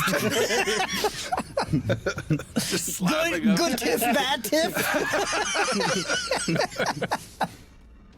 I step out into the light and I just explain to him, so we are with Tavernry Investigation. I've been hired by Captain Vanali of the Captain's Guard, Captain of the Guard, to investigate this crime scene here. And as you can see, there is a trail of blood leading to what I did not know was your home back door. However, being an investigator, I need to take care of this matter immediately. I see no blood, and I am not about to step into that shadow with you or any of your culprit friends, especially that big, beefy dwarf. I'm looking down at him. I just look straight up and yell to back of me, Xander, can you give us a light? Peep and I! And Xander lifts his Just burns all evidence. Just sanitizes the alleyway. burning hands, level 2. Everywhere. Can do that. Xander holds a fireball up in the air in the palm of his hand. All right. Do you know the light spell? No. Then it won't do much Oh, to can't light do things that? up. Okay. All right. It's just a ball of fire. It's like a really dull candle. Can he see? If only we had an ever-burning torch right now. I think we're just trying to show off the gnome. I think is the Yay. intention. Yeah. Xander, come forth, will you? Break away and let him. Xander, Put a come. gnome with Yeah. me. Xander, hi. hey, why don't you speak to this person, gnome to gnome? Peep and I. Yeah, peep and I. I'm Xander. He like has to say it. You can't not say it. Margulis was in tears. You could be the guy who slaughtered your family. You still have to go, peep a die. You gotta respond to You something. can't respond. Classic gnome. We all know this. Who are you? I'm Xander. We are defenders of the realm. I'm Tim Tam, and I'm a stonemason of Tabernary. Tim Tam. That's a delicious name. Pleasure to meet you. I wish I could say the same, but it's late, and I want some cookies, and you guys are banging on my door. I want to make sure you get your cookies. Those are super important. Okay. But I need you to know that we're here trying to solve a crime that happened over here. Did you know that someone died? Yes. What do you know about it? Someone died next to my store, and I don't want it getting out. And you guys are out here in the middle of the street yelling a lot, and you're letting everybody know. You're letting everybody know. I'm not the only one, so stop letting everybody know and go whisper to yourselves until you're dead in yourself in the alleyway and leave me alone for my cookies. We're about to get out of here real quick. Do you know who killed him? No. Do you know what they looked like? No. Do you know how many there were? No. This went great. Thanks. Have a good night. Do you know how this trail of blood got into the back door of your establishment? I don't know anything about any trail of blood, and I don't like the accusations. We're gonna have to come in. That's a negative. I wasn't requesting it. Yeah, this door is pretty flimsy. We could break it down, or you And- could just unlock it. You don't want to cause a commotion out here in the middle of the street. Let's just all step quietly into your home. Let us do our quick investigation, and we'll be happily on our way so you can eat your cookies. Tim Tam, this wasn't the plan. I know that you're a good gnome. I can see it in your eyes, and this isn't something you were trying to do. I will tell you, cookies sound delicious. So let's all go have some cookies. Make a diplomacy roll, Xander, and Iggy make an intimidation roll. The lowest that dice has rolled all night. That is a 14. 22. He responds to Iggy and says, "Don't break down the door. Come in, That's all we wanted. but just for a little bit. I'm letting these strangers into my store," he yells out to the street, Why are you saying that? "because I don't want any trouble." Who are you trying to warn? Is there somebody else? Who else is in your shop? Oh my God, are you paranoid or what? We're investigating a murder. Just because we're paranoid doesn't mean that people aren't after us. Who gives you trouble? Nice. You are.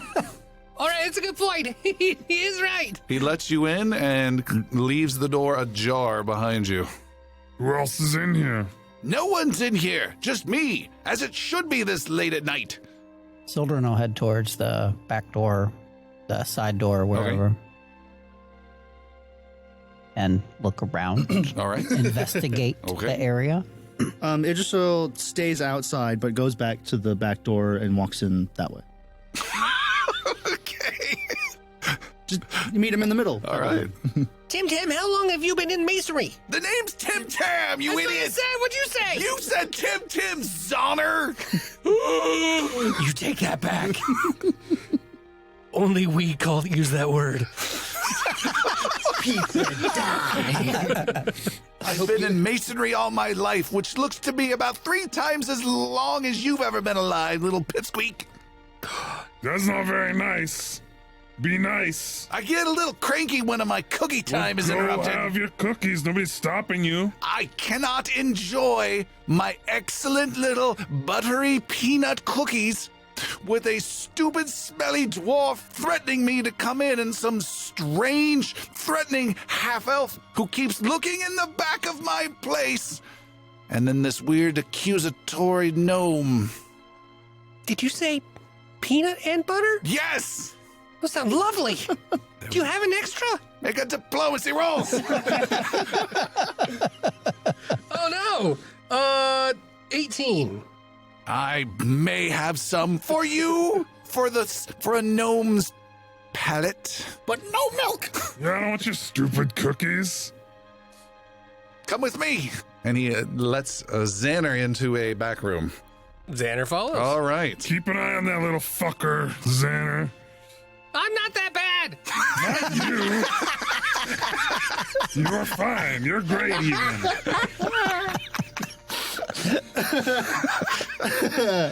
And you guys start to enjoy some cookies. Sildren, you open up the side door, and in comes Fancy meeting you here. Idrisil. Idrisil and Sildren can both make perception rolls, please. Total of 20. Still pretty good. I mean, I have plus 11, so Oh, that's why. yeah.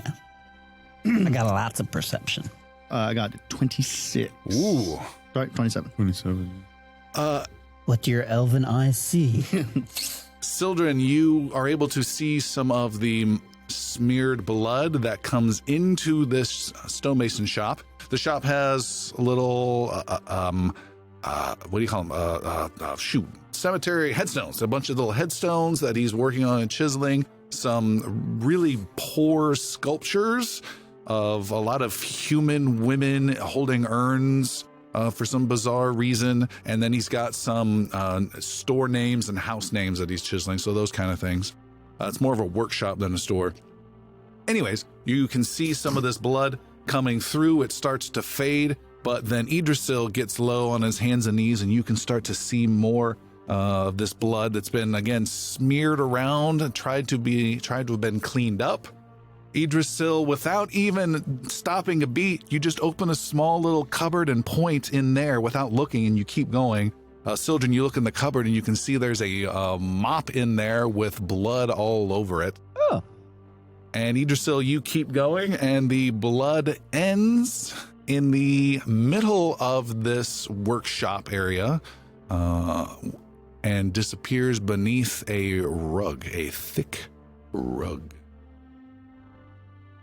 Sildren, What do you see? what's in that closet? Mop. A blood-soaked mop. I think there's a trap door in here. Let's look. Pull back the rug. You pull it back. You can see there is indeed no trapdoor. There's no trap door. I was wrong. There is a big pool of blood here. And I dive in and go swim. It's a sea of blood. It's mostly dried. It's kind of smudgy and syrupy right about this point. It's been a while. Should we go talk to the shop owner about this? Definitely. And sorry. No, go ahead. And I can do other things. Like, look, I can lift rocks when I do this color, and when I go purple, I can detect magic. For the third time, I don't care. Idrisil walks into the room, kind of firmly but gently pushes Xander out of the way and pushes the gnome up against the wall. Okay. What are you doing? What did you do here? All right, I'll be honest. I was out of peanuts. I take out my dagger. What? I put it on his knife. On his... Don't! Not on my knife! It's a sword fight! Not tip to the knife! Not tip to tip! You call that a knife? No, I stick it at his neck. What? Don't! Yeah, there's some coins in a box! We've seen the blood, Tim Tam. I just point my other hand back to the room. We've seen the mop. What? We've seen underneath the rug. Xander, go look back there and you'll see what you don't want to see. Xander, as you sadly step away, sadly biting a cookie, you realize you did detect magic within 30 feet of you. Yes. Part of what we're doing. Xander will sadly walk backwards. And when he sees the rug, we'll continue to detect All right. magic again. You continue to detect, and you do detect something, and it is right there on the floor. And as you get close, your detect magic triggers a magical message that has been inscribed on the floor. Oh. That reads, we'll find out after these commercial breaks. Back inside the back room is Tim Tam. You can take the coins that are in a wooden That's box. enough out of you, Tam. That's all I have. You're going to tell us everything you know about what happened to Olnir and Brennan. Bernard. Bernard. Don't correct me. I'm interrogating someone here. Make an intimidation roll +2. Told you. It's good tiff, bad tiff. +2? Yes. I'm gonna natural 1. I'm gonna use a hero. All right. point. Re-rolling. Re-rolling. Okay. This is great. +2, that's a total of 7. Well, that knife doesn't look particularly sharp. In my hand. He's just flicking your knife. I just nervously turned to Sildren. I've got sharper chiseling tools than that. If you're going to threaten someone, use something menacing. Here, try this one. Oh, hang on. You get the point, okay? Tell us what you know. Please. You were... If you don't mind too much. Please, the others are watching. I'm supposed to be a god, okay? Don't embarrass me, okay? Just tell me something. Anything. I realizing it's not really having any effect, I kind of put my dagger back away and keep a grip on him, but loosen it a tiny bit and just say, Tim Tam, you obviously know something about what happened here. Enough of the games. Enough of the cookies. Enough of the lies.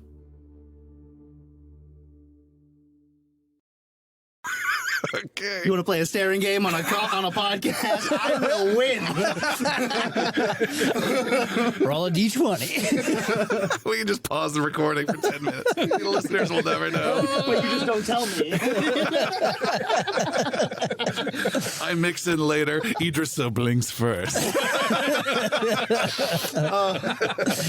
Never mess with the DM. Yeah, I'm just kind of trying to feign intimidation, obviously, Yeah. until... Is that a tear? Are you crying? I've had enough of this. And Sildren grabs Tim Tam by the hair Ah! and starts basically bodily dragging him Oh, let to go! the back room where the blood is. That's the front workshop area. Sure. All right. You take him out there where Xander is reading a magical message on the ground that fades once you stop detecting magic and you detect magic again. The message appears and you have to ask Iggy to stop standing on it. Yeah, Iggy was definitely. Look at it! Look at I'm sorry. There you go. in the blood now. The message reads, "The slavers are dead, so the wolves stand watch." Watch yourself, traveler. You almost missed your chance to hop on the Patreon. Go to patreon.com/ingloriousbards to download exclusive character creations, storyboards, and new adventures you might have missed. The slavers are dead, so the wolves stand watch. Who are the wolves? And once Sildren gets there, he will basically push him forward and then kick the gnome so that he goes face first into where the dried blood is, Ugh. and just says, "Speak." Make an intimidation +3 roll. Show Idrisil how it's done. 5. A total of 5? You guys need help? Desperately. You found my jelly. Hey! What is this? This is totally uncalled for and rude. You're gonna answer him right now. Oh, now you've made him intimidate you. You don't want that. Well, this ought to be good. He should have started with him. He turns around, still sitting on the ground. All right, terrify me yourself, now, dwarf. Let's see what you have. Xander will attempt to cast fear on him. Okay. Which is I think it's a save. It's a will save. Yeah. All right, I'm making a roll for him right critically now. Succeed. With his will. He got a total of 20. It is a DC of 19. Yeah. So that is a success. Damn. Are you casting magic? No fire in here. So if These stones can go up like that. if he succeeded, the target is frightened 1. Oh, I'm a little frightened still. Still a little frightened on that one. Xander made the shadows darker and made his voice deeper. And Tim Tam, I told you. this I told is you what happened. important for you to answer correctly. Lives are at stake. I told you to change. Well, shit, I can't do better than that. Yeah, you just see Put some reverb on it, children's yeah. ears just kind of fall down. Like, oh, shit. Xander, make an intimidation +1 roll. 25. Yeah. Oh, I just share a shamed look with Idrisil. I grab a cookie and just... Oh, also, there's a rare ability we have never ever done that uses your burning. What is it? Theme? What is your theme? It's you. Yeah. So it uses my blood magic. Blood magic. He's already good with fire, and it has an interrogation bonus, I believe. Intimidation bonus. Intimidation bonus, correct. When you successfully cast a bloodline spell or spell from your bloodline using your elemental magic, it gives you +1 to intimidate. So yeah, let's say you cast fear, and then from your left hand you threw out like a little produce flame against a stone thing, giving you another +1. So what would that make your total roll? 26. Jeez. All right. You're just this fiery god looming over him, all 3.5 feet tall as he's sitting there. He says, all right, I'll tell you. The man was killed here, right here, in this very blood I'm sitting in, as you probably know. Now we can see that. Stop eating my cookies! These are pretty good, I gotta say. You are monsters! Monsters! I found this milk over in the cupboard. I'll tell you anything! Is that goat's milk? Tim, did you kill him? No! Who did? I'm not a killer! I'm a lover! This is in your shop. This message is in your shop. Who did this? It was a man. He came in through the back or snuck in or somehow or was waiting. I don't know. All I know is this man came out of the back and distracted Bernard and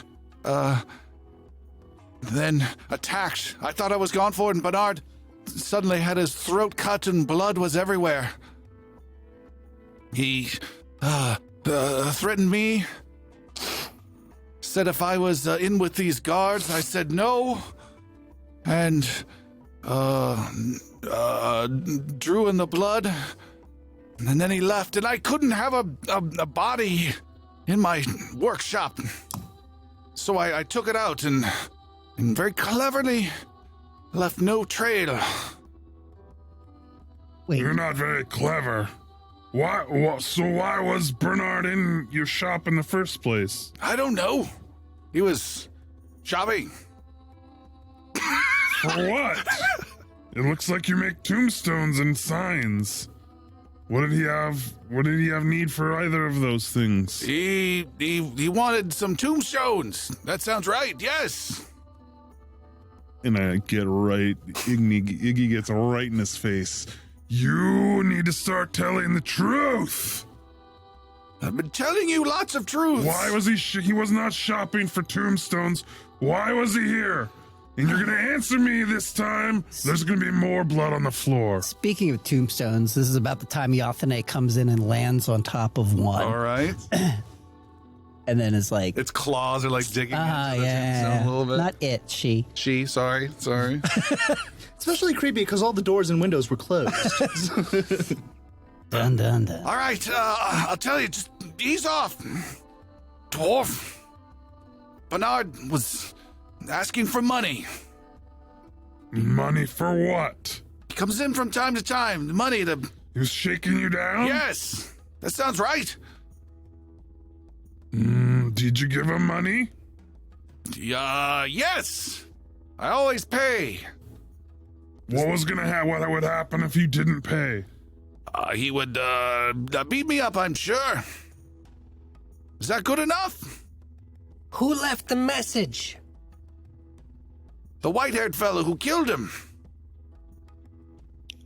Was he an old man? No. Was the white-haired guy that we saw? In the intro? Yes. Was he old? No. Oh, I will describe that man Okay. as That could be him. And you had no idea he was in your shop? I had no clue. Apparently anyone thinks they can just come in through my back door. You're gonna mind your tongue, Did or I'll you, take it. Tim Tam, did you know there was a message here? Did you say Tam Tam? No, I said Tim Tam. Okay, Sonner. You did fire! Right here! Did you know this message was here? No. I thought he was, testing the blood or smearing the blood or taking some blood. I didn't see any message till just now. Who else is supposed to see this? I don't know. Maybe he's trying to reach out to the guards or something. I don't know. I don't know any of this. This is your last chance, Tim Tam. My friends are very impatient. Don't make me do this again. He just still takes his dagger out and it just flops. it's his trick dagger and My rubber dagger. He says, I see guards from time to time. They come in here and payments are exchanged, and I've never had anyone killed here before. I didn't kill him. That I swear. I'm no killer. Ignal's gonna go up to the tombstone that he was working on. All right. It's like half finished. Yes. He's gonna pick it up and throw it. No. Hold on before you throw. How about you put that down? How about you tell us all of the truth that you know? That has taken me many hours to craft. And they will take me seconds to destroy. Make it intimidation +4. Ooh. A 30? You said +4. You rolled a 20, right? I rolled an 18. It's not even a 20. Whoa! Right. He stands up, straightens his shirt, and he says, there's this guy named Thehorn, and he has an agreement with me, and I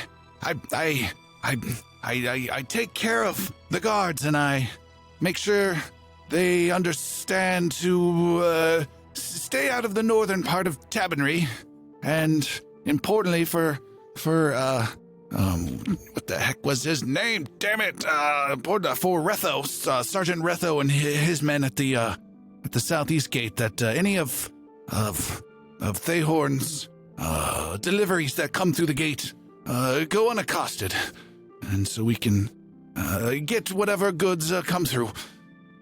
And these are rough fellows. I wouldn't recommend tangling with them. And I arrange payments. There's nothing wrong with that. I make sure payments are made. I didn't kill him. How do you contact Thehorn? How does he contact you? Well, he drops by and delivers some coins. When's the last time he was here? 2 weeks ago. I should be expecting another payment soon, though I've heard there's been some trouble up north in Tabernary. And who are the wolves? The wolves? I don't know any wolves. Staring at each other, glaring at each other. Is that 30 still in effect? How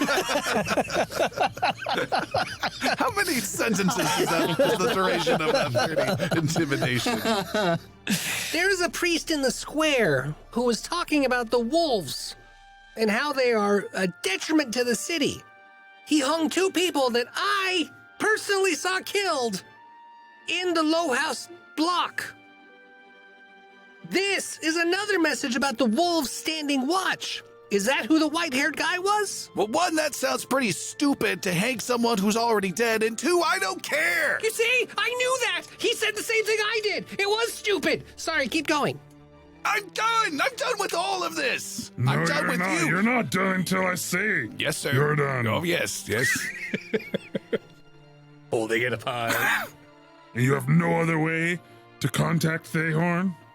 No, he or one of his people come. I don't ask questions. Money is brought and delivered in a sack, and I'm told to pay the 3 guards, and the 3 guards get their payment, and everything's been good. Until now, when I've got a body in my workshop. And who are the 3 guards? It's Sergeant Retho and his men. Bernard, as you know, and then there's another one, O'Neill. If you get contacted again by Thayhorn, you're going to let us know. Oh, I will absolutely come find you and let you know. And you won't mention us? I will absolutely not tell anyone about you in any way. You can contact us through Peg. At Peg's Tavern. Yeah. Yes. Okay. Don't screw with us. Now let's gently put that down. I'm gonna put it down, but not. Don't want to let it drop like 6 inches. Okay. Oh! Okay. We'll let you be. Have a good day, sir. You leave him sitting in blood, almost in tears, cookieless. And milkless. You guys leave. You're outside and walking away from the stonemason shop. It's called the Second Stone, if that matters at all. It's the name outside. So Retho's in on it. These wolves keep coming up. Mm-hmm. It's like the intro to the season all over again. We've got to figure out who's responsible for these guys. I think we should go and find that white-haired guy again. He seems to be the actual murderer. If we bring him in, then that will stop everything. Where are we going to find him? Well, we saw him once. Yeah, on the bridge. It's a shame he got away. We saw him on the other side, remember? Yeah, right after we took care of everything. So let's go to the other side. He can't be that far. How many other people here have white hair? Well, like half the population is old people. But he's not old. But you asked how many people could have white hair. This isn't Sun City, Arizona. I don't want I don't know. Half the population is stupid. Okay, well, it's getting late. Do you want to go there now? golf carts just going by repeated. I think if he's been around and if he's noticeable, then Vanali may have some information. She might know about the wolves, she might know about this white-haired character, and she might get us to set up something so that we can trap him. Maybe we could get some information from Rathos. Retho? Yeah. He might know him too. I think if we go to him without him knowing what we now know, just play it cool, might... Or we do give us tell some him what information. we know We and could we'll intimidate- bribe the shit out of him. Interrogation Or hasn't blackmail worked the out shit for out of me him. this episode, so We should probably let the people who are good at that's what I'm it. saying. Either interrogate or I'll just, I'll try to smooth talk or something. I don't want to say that I'm a hobnobber, but I will let my character sheet say that I'm a hobnobber. It literally says that. So I can talk to people pretty good. However, Idrisil's just taking out his deadly dagger, pressing it into his hand, just a stage knife. Just can't intimidate at all. Right? Maya! 25 gold pieces. Let's go talk to that little shit guard. He didn't say it was a +1. He said it was a magical number.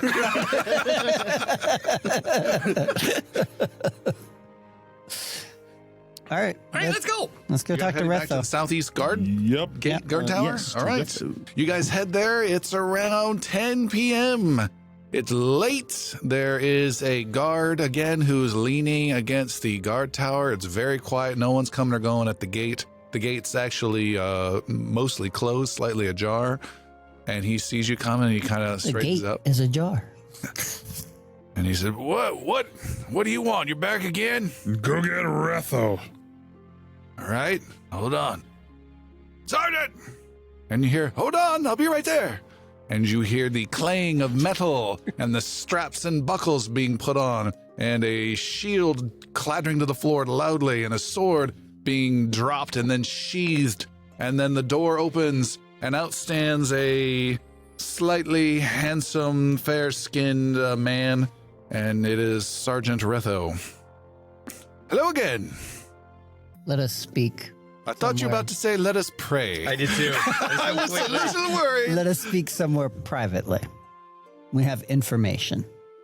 Well, it's just come on inside then. Stay out here, he says to the guard. We'll go in, and Sildren closes the door behind All him. right. The investigators from the Senate and I are going to have a chat. And he smiles proudly and lets you close the door. Yes, we are. Click. Well, I don't have much to offer you. A couple stools and a table. We don't have much finery here, but you're welcome to get cozy. There's a bit of a fire. Sildren will start looking for cookies and milk. There's not a dearth of cookies and milk. We've got some old stew from earlier this evening. It's not much, but you're welcome to it. I can't stomach it after a while. Idrisil like pointedly stays at the door. All right. Okay, Rathos, we met Tim Tam. He had a whole interesting story about you, and Bernard, and Olnir. Olnir. He said that you have been collecting payments from Thayhorn, and that you may know information about the White Wolves. So the whole let's not tell him what we know thing, that's... There's a window and it's going out far out that window. Idrisil is just like staring like, what? He's done this before, right? Oh yeah, I talk to people all the time. Well, it sounds like you're quite accusatory, and I don't care for that. Really? Yes? Will you explain to me, and everyone here, please, how you know Tim Tam? Did I say that I did know Tim Tam? Cut the shit. He spilled his guts. Make an intimidation roll plus wage. Still is at the door. +3. Literally. 24. God dang, you guys. Those are good. All right, I know Tim Tam. We have an arrangement. Many guards have arrangements. Pay isn't strong here in Tavernry. There's a certain lifestyle I'm accustomed to.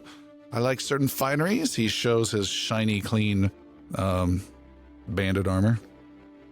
And so there's nothing. The captain, I'm sure she has her own gifts that she receives. I don't see why I'm guilty of anything. I didn't kill anyone, and I don't see why I'm on trial at all here.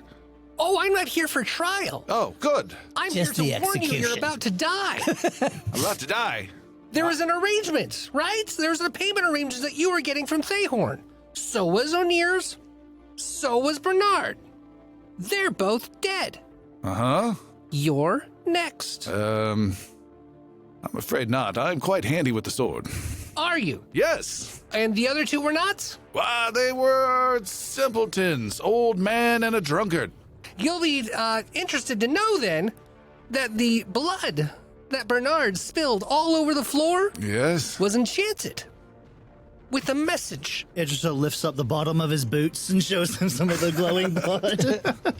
The slavers are dead, so the wolves stand watch. Good or not, that's magic, and that can beat any sword. I imagine, if my math is correct, you're gonna be dead within the fortnight. Really? Perhaps even by tomorrow. That's less than a fortnight? It is. I make it a, I don't know, make a diplomacy roll. You're not trying to deceive. Ooh, that's a natural 1, and I feel really diplomatic right now. So You got On to take that this one. next roll no matter what. that is a 26. Way better.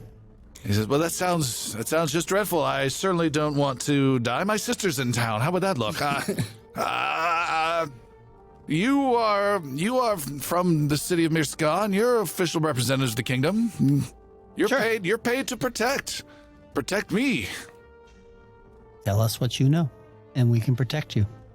Well, Otherwise, we have no reason to. I receive money. I have some of my men look the other way when certain wagons come through the gate. It's pretty simple. No one's harmed, and it's been an arrangement for almost a year. How do you know which wagons to let through? It's the wagons that have a red, it's a red a cloak, a red towel, a red flag. There's normally something red that's easily displayed on the wagon that gathers my attention to know that one And gets what, past. What are in those wagons? What are you letting into this city? I don't know. I'm not to ask, but I have heard voices inside from people, and I'm guessing they're bringing in perhaps some troublemakers, some miscreants, but they've so far been... Or slaves? I should hope not, but I don't think so. I can't imagine that would be the case. The slavers would be bringing in slaves. I don't know of any slavers. Bayhorn. Bayhorn is a businessman of some sort, and I think the arrangement has been fair. What do you know of a man with white hair? I know of no man with white hair. Magic casters or otherwise? I don't know many magic casters, if any, except for the weird girls that have arrived at the mayor's place. More importantly, what are you going to do to protect me if I'm going to die in 4 nights? Oh, that's an excellent question. We're going to put you in prison. No, I think the guard tower here would be the safer spot. It's Not very at all. defensible. Notice how many wagons come right through here without any detection whatsoever of all the assassins inside of them. What an interesting predicament you're in. You need to be locked up, kept safe in a stone room behind bars, so that no one can get to you. Iggy, you nod down a spiral staircase where you've poked your head and you can see there is a cell down there that they have. It's not big, but it's a troublemaker little cell they have down there. Yeah. If that's of use. I think I just found a place for you to hide. Now, this sounds like a terrible idea. We can fortify this place. I can have another extra guard brought out for double duty outside. Or I have another idea. You can take the guest room in my house. My sister will take my bedroom. And then I will stand guard, and we can guard my house for the next 4 nights, as you predict. And we will catch the killers red-handed. That's not gonna work for us. You should probably go downstairs here. Hang on a second, maybe it's a nice house. It's actually, I have heard worse ideas. Where do you live? Some from this very group. I live not far from here. North or south? Northeast-ish. Why does that matter? Are you checking me on Zillow? I don't understand. No, here's my concern. The white-haired man was the one who is described as the one who killed Bernard. I've seen him myself. And he was in the northeast area. He was near the low block. I feel that if we're close to him, he would not think to look for you just at home unless he knows you live there. Does he know that you live there? But there's another factor. I just can't leave my post for 4 days. The city is counting on me to do my duties as a guard. By sitting in here and doing nothing? Taking bribes. I manage a very delicate system of who is outside and who is not at any given time. Well, it's important for you to remember. We tried. Oh, well. We're Wraitha, investigators. We're not defenders. We don't protect you. That's You are not our job. defenders of the Kingdom of Navarre? Oh, we're defenders of quite a bit more, but we are not personal defenders of you.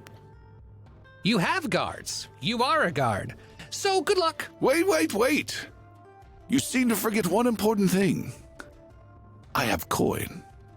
And perhaps we could make an arrangement where you do protect me for these, 4 nights that you said.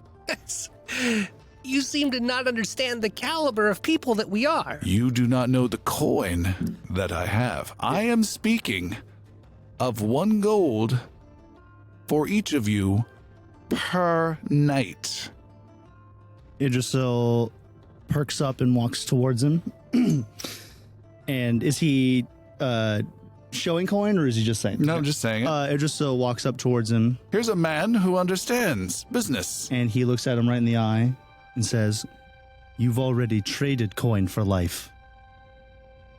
We are not so simple." Socks him in the eye. Also, 1 gold per night is horse shit. That's not very much. Like the We cost much more than that. We're above this. But not a it's for the right price. That's 10 times a laborer's salary. I'm sure it's Do we look like laborers? I'm sure it's equal to what you would get paid to be investigating. Stay here in town. You will double your salary. First of all, your job's going to be basically automated in 5 years, so you can keep that coin. You're going to need it. Secondly, we are not simpletons.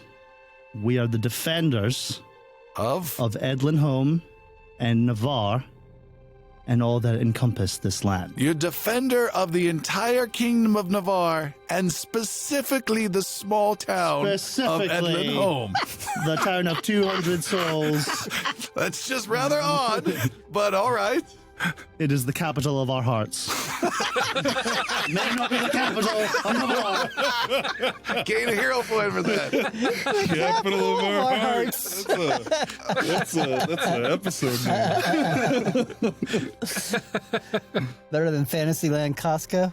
Can I gain an intimidation point for it or something? No. He says, look, it would probably start to break the bank, but I could up that price to 2 gold per person per day. That is a total, if my math is correct, of 8 gold for each of you for 4 days' work. All you have to do is sit here in this small 20 by 20 stone enclosure for 4 days. It just so rolls his eyes, turns to Iggy and says, all he cares about is coin.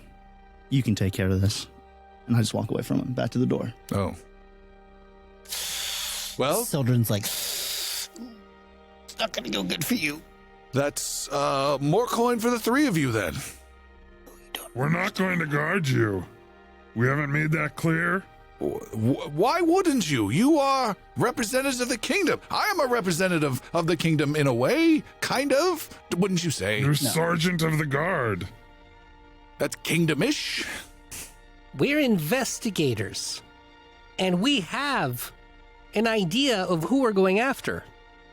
You're just one step in the way, and hopefully, if you help us and don't get in our way, we can catch him before he catches you. Good night! And he watches Xander leave, and Idrisil goes with him. You seem displeased, Idrisil. Yeah, I basically turn to Iggy and say, we're not getting anywhere with this. This guy only cares. I'm sorry. We're not getting anywhere with this. This guy only cares about gold. Yeah. Not a terrible thing to care about, but not this way. I care more Not about by the taking lives of those slaves. bribes to let's come in here. You guys head out. Yep. Sure. I guess. You leave him chatting with his guard outside, very worriedly chatting and trying to figure something out. And where do you guys head off to? Do we want to speak to Finale? Probably tomorrow morning, though. Yeah. Okay. Yeah, I kind of want to see the route where the gate at which where all the wagons are coming in to see kind of the frequency of the, I guess, shipments or something. So just like, is it? And actually, I have another idea as well. Yeah. Let's follow Wraitho home tonight. Mm-hmm. Yathane could do that. Yeah. Yathane could keep track of him while we follow at a near right, distance. That's interesting. Yeah, I really like that. I was just thinking he obviously knows something, as I always think someone knows something. He's just, it's like, it's not just the gold thing. It's like he is way too persistent on that. So I'm just thinking we need to see the route of all these wagons and kind of Well, it is night, so I don't think any more wagons are coming in. yeah. So let's post up. Good idea. Yeah. So the next day, yeah. So we're gonna post up.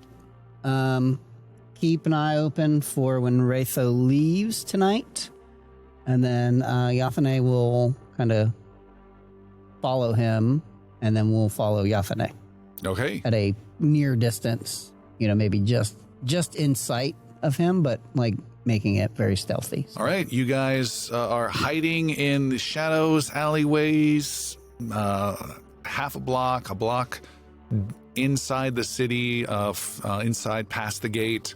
And you wait about 45 minutes later. A guard comes trotting quickly to the guardhouse and goes inside. About 20 minutes later, that guard goes back outside and swaps positions with the more ornery guard that was there. And then that ornery guard and Sergeant Retho leave the guard and gatehouse and start walking towards inside the city itself, the town of Tabernary. Walks right past you guys, and I need you really just need one person. Who's going to be the one person keeping eyes on this? I would say Sildren because of Yathane. All right, Sildren, make a stealth roll. Actually, Sildren, don't make a stealth roll. That's a hidden roll that I make. Actually, it's happening right now. Go ahead and make a stealth roll. who's gaming this? Man, we should have bought that. Go ahead and make the roll. Roll again. Invisibility. Did you roll a natural 20? I don't know what you rolled. It's a pretty solid roll. I'm going to use a hero point. I rolled a 2 this time. I had rolled a 15 when I was originally told to go ahead and roll. But that's okay. We'll just roll again. 12 total. Total of 12? Total of 12. All right. You are hiding in the shadows. Your friends are behind you in an alleyway trying to stay away. It's getting a little late. It's around 11 o'clock. And then you motion. Someone kicks Iggy. And you guys stand up and you see the ornery guard and Sergeant Retho walk by. The ornery guard kind of looks back in your general direction. Hello. And you disappear back into the alleyway. I definitely know who my next character is going to be. And after a while, you let him go some distance, and you're sending Yathane to follow, right? Mm-hmm. Okay. And Yathane is doing big, wide circles over the neighborhood, and you lose sight of Yathane, but then every so often you see the bird, and it's moving, and you're able to slowly follow them without at all being seen. Right. As long as Yathane can hold. What's Yathane's perception? She is +7. +7? Make a roll for Yathane. Make 2 rolls, 1 perception and 1 stealth. Perception first. That'll be a total of 18. Okay. And for stealth, that will be a total of 18. All right. I'm sorry, 17 for stealth. And then what is your goal with the following? Do you want to have line of sight so you can see? Are you trying to get to a destination with it? What's the goal? I'm suspicious that he may get attacked. Okay. So I would I would ideally like to have line of sight of him most of the time. Okay. So that I can see what he's doing, see what he's about. And then wherever he gets to is wherever he gets to. All right. So kind of dual goal of knowing where he's going, but the primary goal is to kind of watch him in case he gets attacked by the white-haired fellow, or, you know, whatever he's up to. Okay.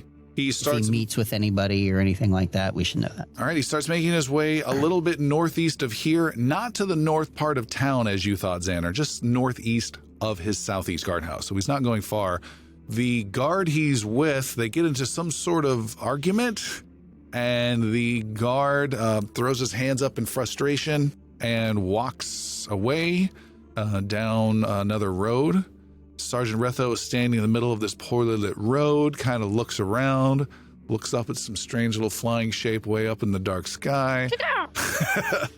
Looks around, sees a young couple walking the opposite direction and walks over to them. And you're far away watching this. I'm getting a little bit closer. You're going to have to make stealth rolls if you get closer. That's fine. Okay. Yeah, Idrisil's definitely. What is your stealth? I need to know your stealth now. I thought you had all of the things normally you've told do. me. You can tell me. You can tell me. I've been faster. told that you have everything that I don't need to tell you. I'm +7. Okay. You Now inch +6 closer. for my sass. And what about your friends? I don't know. Idrisil's going. I'm a +9. Xander will also sneak. Ignal's pretty good at stealth, but also thinking about following the Henri guard. Okay. I'm cool with that. Is I'm that gonna what you split wanna off here and follow him. Be careful. Yeah.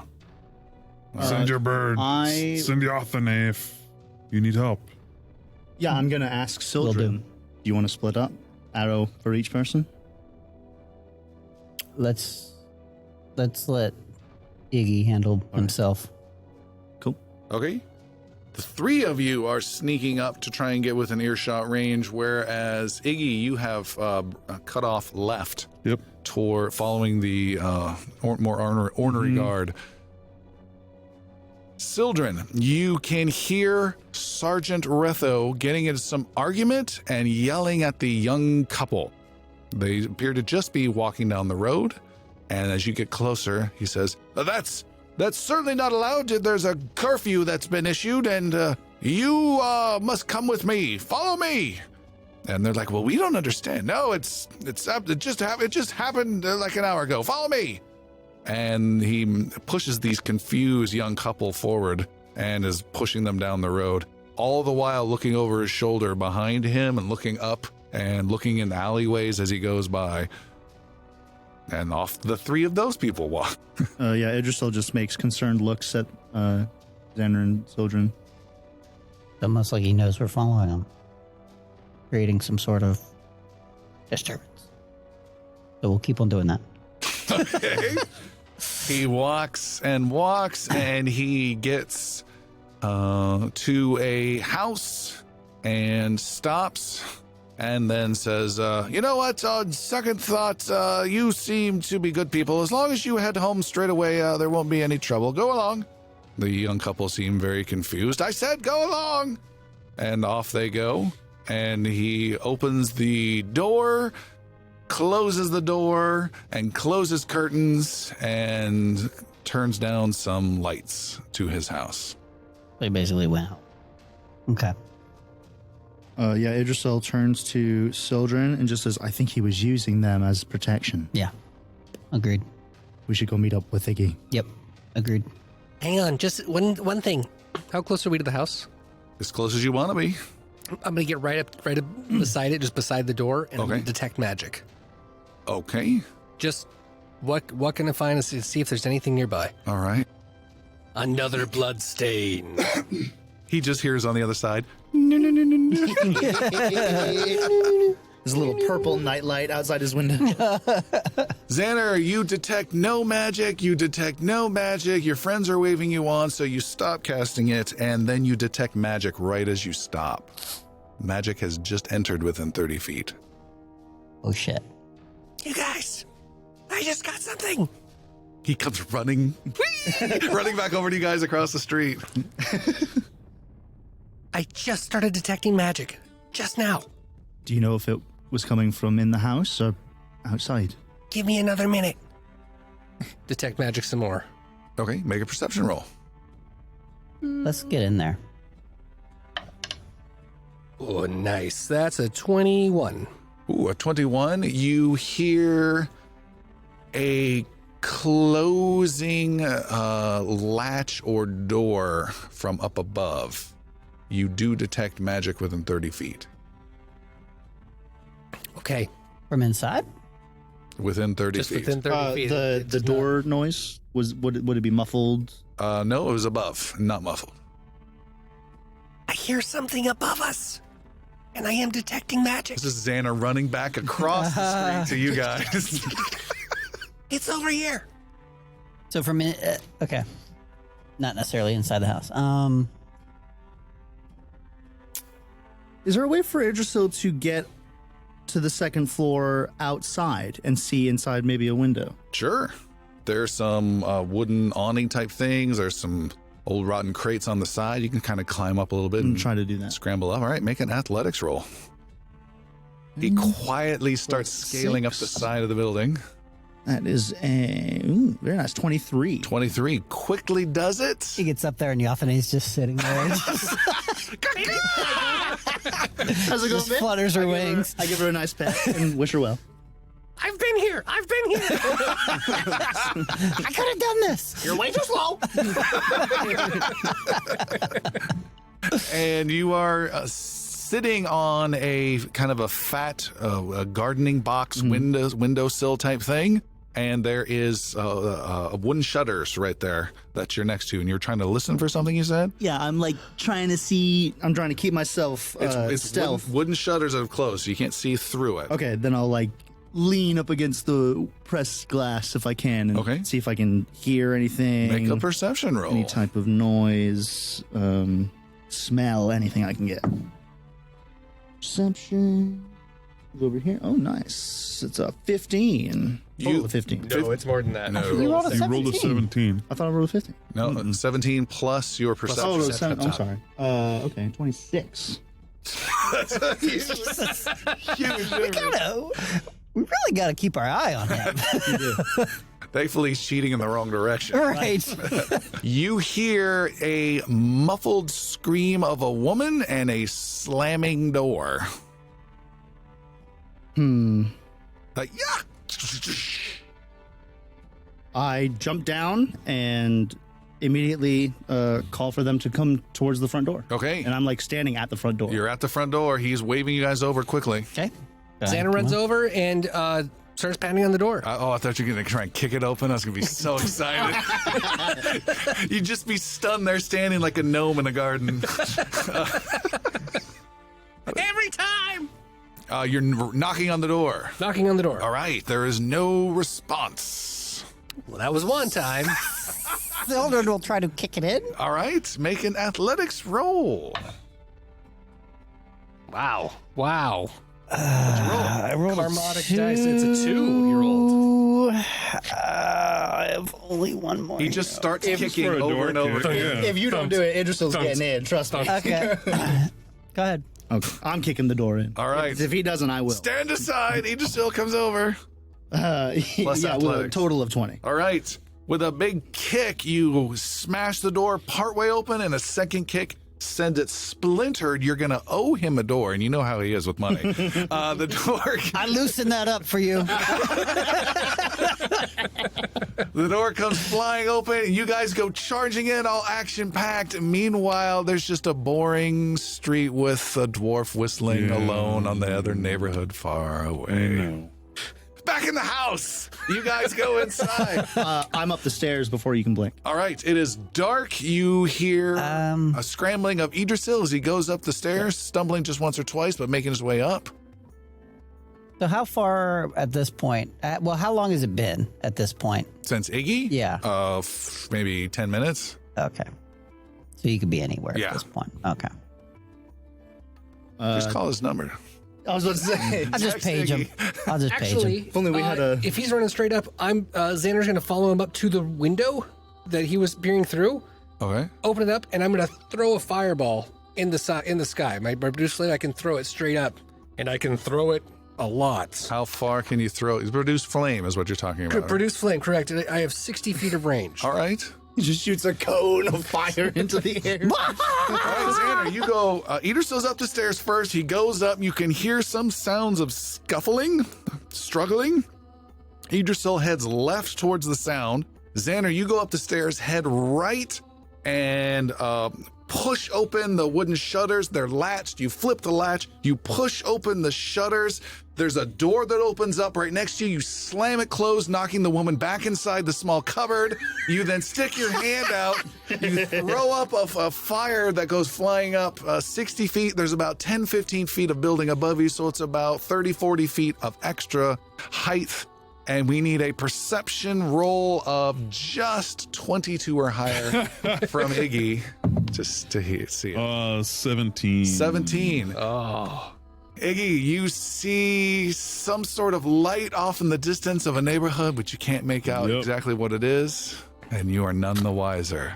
Idrisil! And Sildren's following Idrisil. Up the stairs? Okay. We probably should have discussed that signal in the future. Ignal did Mention say Yathane, something. yeah. I take out my kind of short. need her. I take out my short sword, Okay.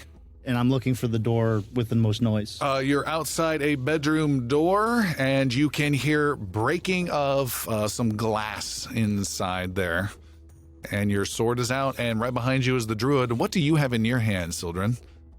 You don't want to know. No, He's just got a bird sitting on sword and staff. Sword and staff. Okay. All right. full 2 towers on this right now. Straight up. I say nothing. I look at Sildren, I smirk, and I kick the door open again. Make a kicking door roll, please. They don't lock in the inside. Right, this means nothing. Ooh, that's a good. 16 with no modifiers. What's your athletics? athletics. Okay, 22. All right. And by the way, anyone listening, you know it's a good roll whenever he goes, ooh. It's literally either ooh or There's no in between. You smash the door open unnecessarily. It goes sliding open. There's splinters again. You see in this room there is a lamp that has been knocked over. There is some fire and about a 4-foot wide splatter of oil on the ground. That is a flame. And you hear behind you from the other side of the house, "That's not me," from Xander. And on the bed, there is a very well cleaned, armored Sergeant Retho, who is on the bed, laying face first with blood pouring out of his neck region. And kind of sitting over him on top, straddling him from behind, is a lithe-looking figure, a hooded figure, who has a bloody knife out that flips the knife to get the blood off and leaps back off the body and turns around as you guys smash open the door. I don't even think twice. I attack. Okay, make an attack roll. Actually, make an initiative roll. Roll and add your perception. And I'm kind of right behind him. Should Go I for it. roll as well? Perception roll? Yeah. It's a 16 for me. Okay. Same. Okay. No, I'm sorry. 18 for me. Xander's in the house too. Should I No, we can assume you're trying to move over there. Yep. All right, let's just assume that for now. All right. This guy goes first, and he sheathes his knife and moves back away from you guys defensively, but does not attack. Either one of you guys can go. Is he a white-haired fellow? You see there is white hair coming out from underneath his hood.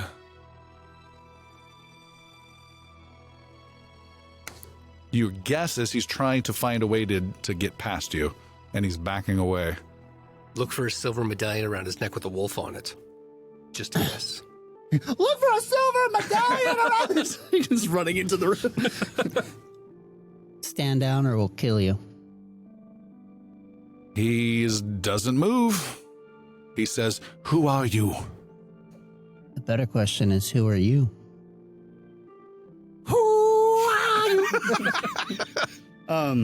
I don't wait. I just attack. Okay.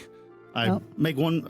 If he's close enough, I just attack. All right, you got to spend an action to charge towards him. Okay. You attack. He does a little quick, a fast draw like your ability of his dagger to try and parry. So make an attack. It's an 18. 18. You swing your sword. And I have a dark Ocarina bow +1. 19. No, That's not a because you're bow. using a Sorry, sword. Using your sword, That's yeah. right.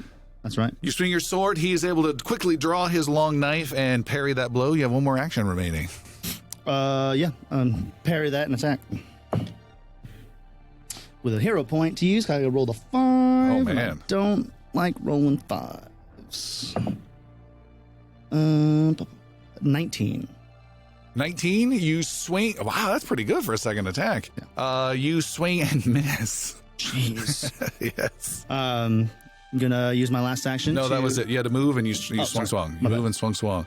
We're going to say that's a whole new round. Xander, we need you to get involved. Make a perception initiative roll, if you will. Initiative roll.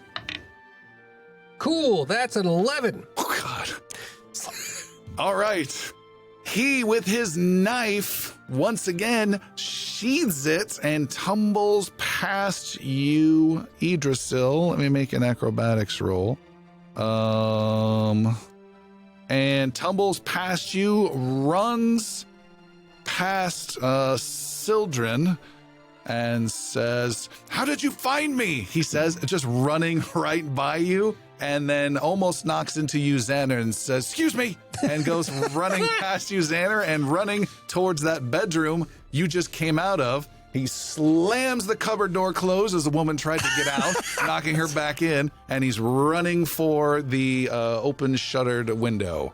Let's say Sildren, you haven't gone in a bit. You're next. How far away am I from him right now? Maybe 30 feet. 30 feet. Okay. So I will use an action to reach him, Okay. and I will attack him once with the sword while Yathane does her thing to do her battle assist.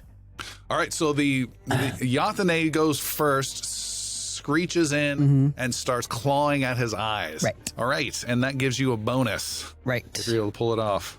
But you got a hit to make this work. Go for it. Yep. Swinging with your sword, your rapier. Yep. 24 to hit? 24 is a hit.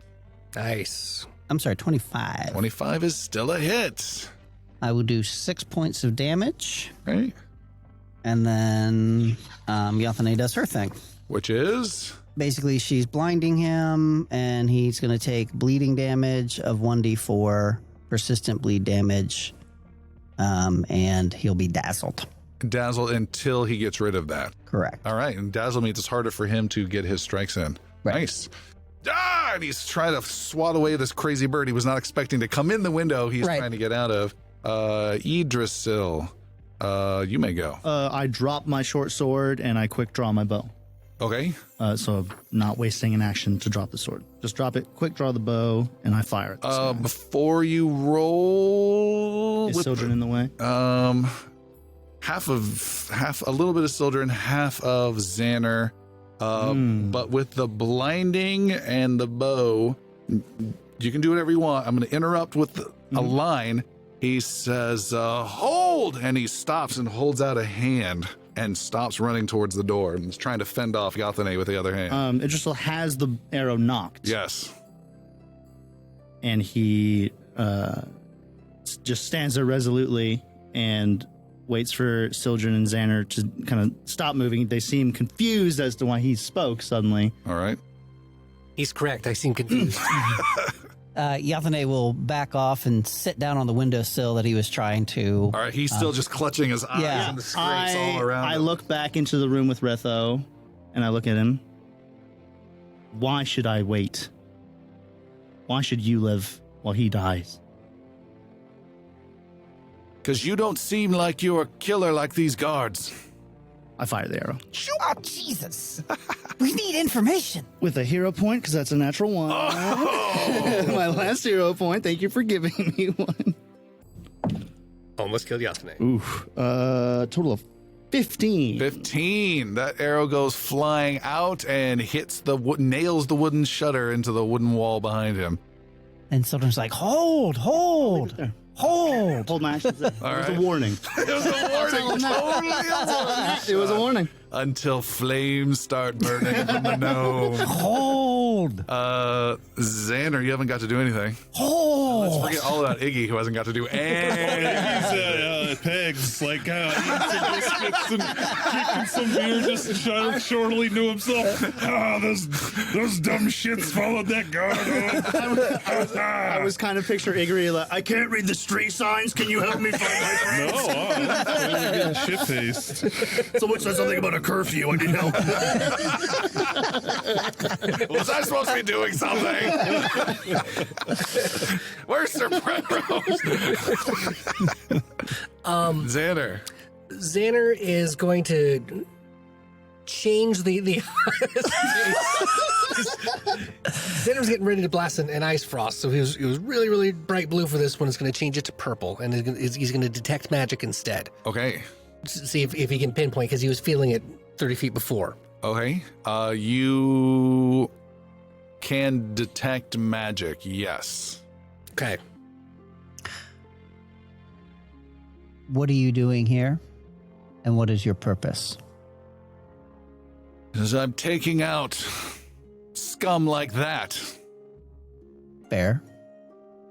And who are you working for? Are you one of the wolves? He says, I am. May I ask a question? You just did.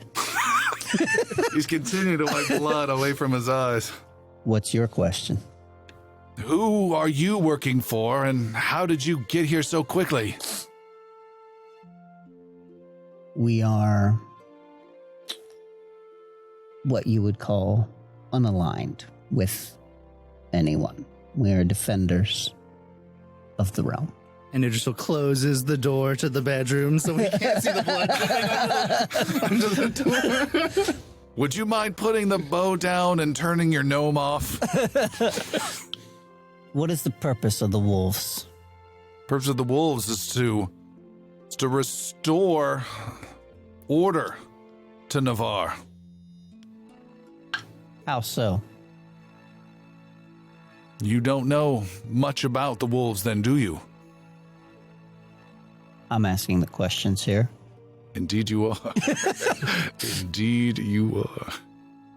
We know that you have killed 3 men thus far, without any sense of reason why. These are not good men, and if you are protecting them, you are protecting the wrong people. The city needs protection from these men. These men are in league with criminals and slavers. Slavers who I believe you yourselves put an end to. That's a point. Yeah, we just do a De Niro face and He's not wrong. So These are men who we are may in not be league as- and paid by and allowed such activities to happen. The slavers are gone, and now we need some change in town, and now is the time to make that change. surely it would be more advisable to work with the system in place from the inside. The mayor is useless. I mean, He's- and aren't we just trading one authoritarian for another here? We are not trying to take control of anything. We need the mayor out and a new vote put in place.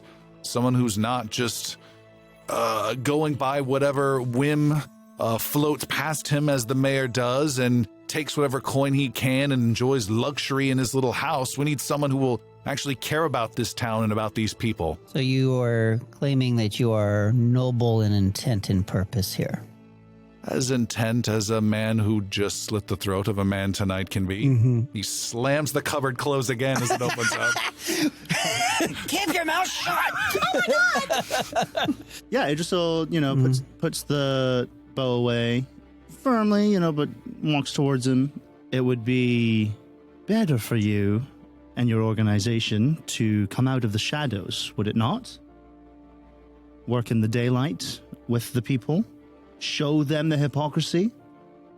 We try to do what we can, but it's been decided that we must not make as bold a step as you suggest. There are powerful people out there that would like us to not exist. Very powerful people. Perhaps the impression that you leave them, bodies on the ground in the alleyways, with no sight or sound as to who has done it, why they did it, leaving hidden messages in magical blood. There must be some kind of, I don't know, maybe not diplomatic, but some kind of way to better the society. You mean just running around annihilating young people and the things that we've been doing lately? I mean, just throwing it out there. Our position... I'm not saying that we're, Our position is Just one sidebar. of protection and defense. Your position seems to be one of anarchy. Our positions are the same. It's our methods that are different. And I don't have the luxury of being anonymous and unaligned, as you say. My alignment is very much with the wolves, and there are, as I said, powerful people that would kill me for having this. And he shows a little hidden badge of a wolf sewn into his... The men that are currently hanging in the town square, were they truly wolves? Oh, no. I did not think so. No. They were coyotes. Hybrids, really? No chihuahuas. My name is Xander. My friends and I are defenders of the realm. We do our best to find what's good and to do away with what's wrong. We did take out those slavers. We are here to make sure that there is safety among others. We were asked to find you by the one good person we found in this town, the captain of the guard. She knows there's corruption. She couldn't trust anyone else in her team, so she hired us. That brought us to you. Are the wolves defenders of the realm, or are you selfishly just trying to take power? Trick question. Choose wisely. Yeah. The wolves are trying to take back the kingdom of Navarre for the people of Navarre. Who has it now that you're trying to take it from? Isn't it a peaceful place that we live? It is ruled by 44 greedy, babbling old men in the city of Mirskan. The Senate is not the rightful leaders of this kingdom, and there needs to be change. Why? They serve themselves. They serve bureaucracy. They allow mayors who care not that there's people enslaved in their town as long as the coin is flowing. That is not the kingdom that I have been told about when I was young. That is the kingdom I want to have again. Yathane is no longer in the... Okay. Right on his irises again. No. Nope, she's out of sight. Okay.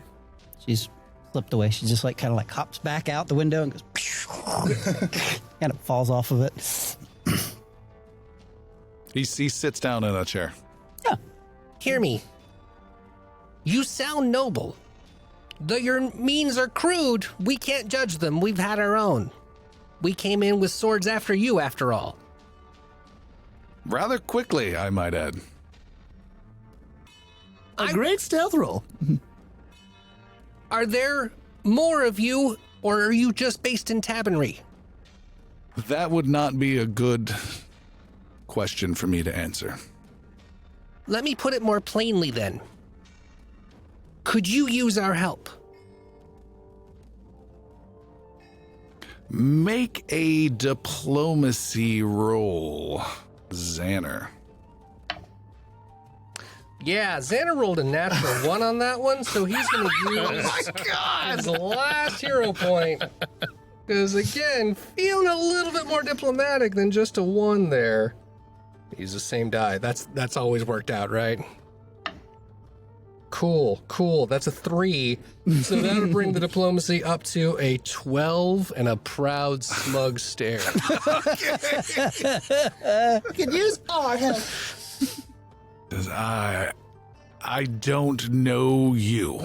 I don't know your caliber. I have seen something violent that you did to the Low House, but I can't say what caliber of men you are, other than dangerous.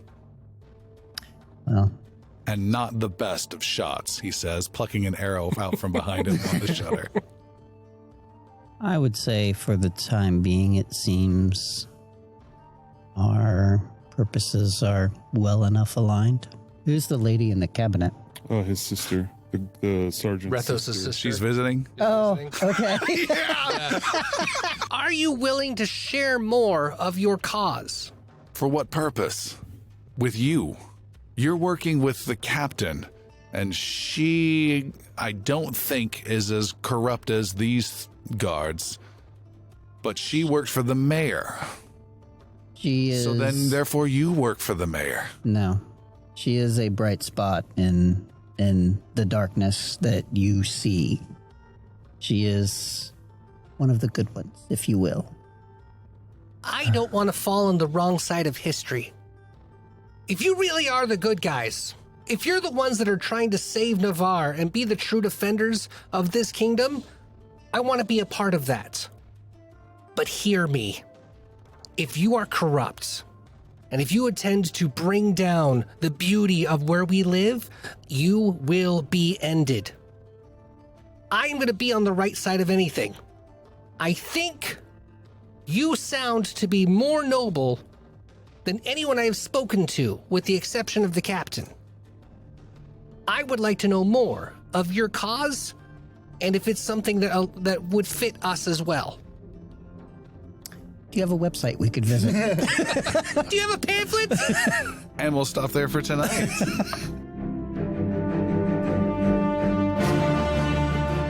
After many adventures, the heroes finally make use of their magical Mire pins. When they tried to use them like 3 episodes back, they ran away in terror. I couldn't believe they just walked away from a fantastic shop of magic. Now, this adventure, they finally had a chance to collect some fun magical supplies and take on a new mission to find out who's been murdering the town guards. Chasing down an assassin right at the murder scene, they realize he is a member of the Wolves, a group of people claiming to be loyalists to the kingdom and town, but dead set against the corruption of the mayor and his town guards. Thank you to Seth, Alistair, Jeremy, and Chris. Don't forget to check out our Patreon, where you'll find bonus audio, character creation, and after shows recorded after each episode. Take a look at patreon.com/ingloriousbards. With the trapped assassin caught with blood on his hands, yet putting up interesting arguments for his actions, what will the heroes do with this member of the Wolves? Until next time.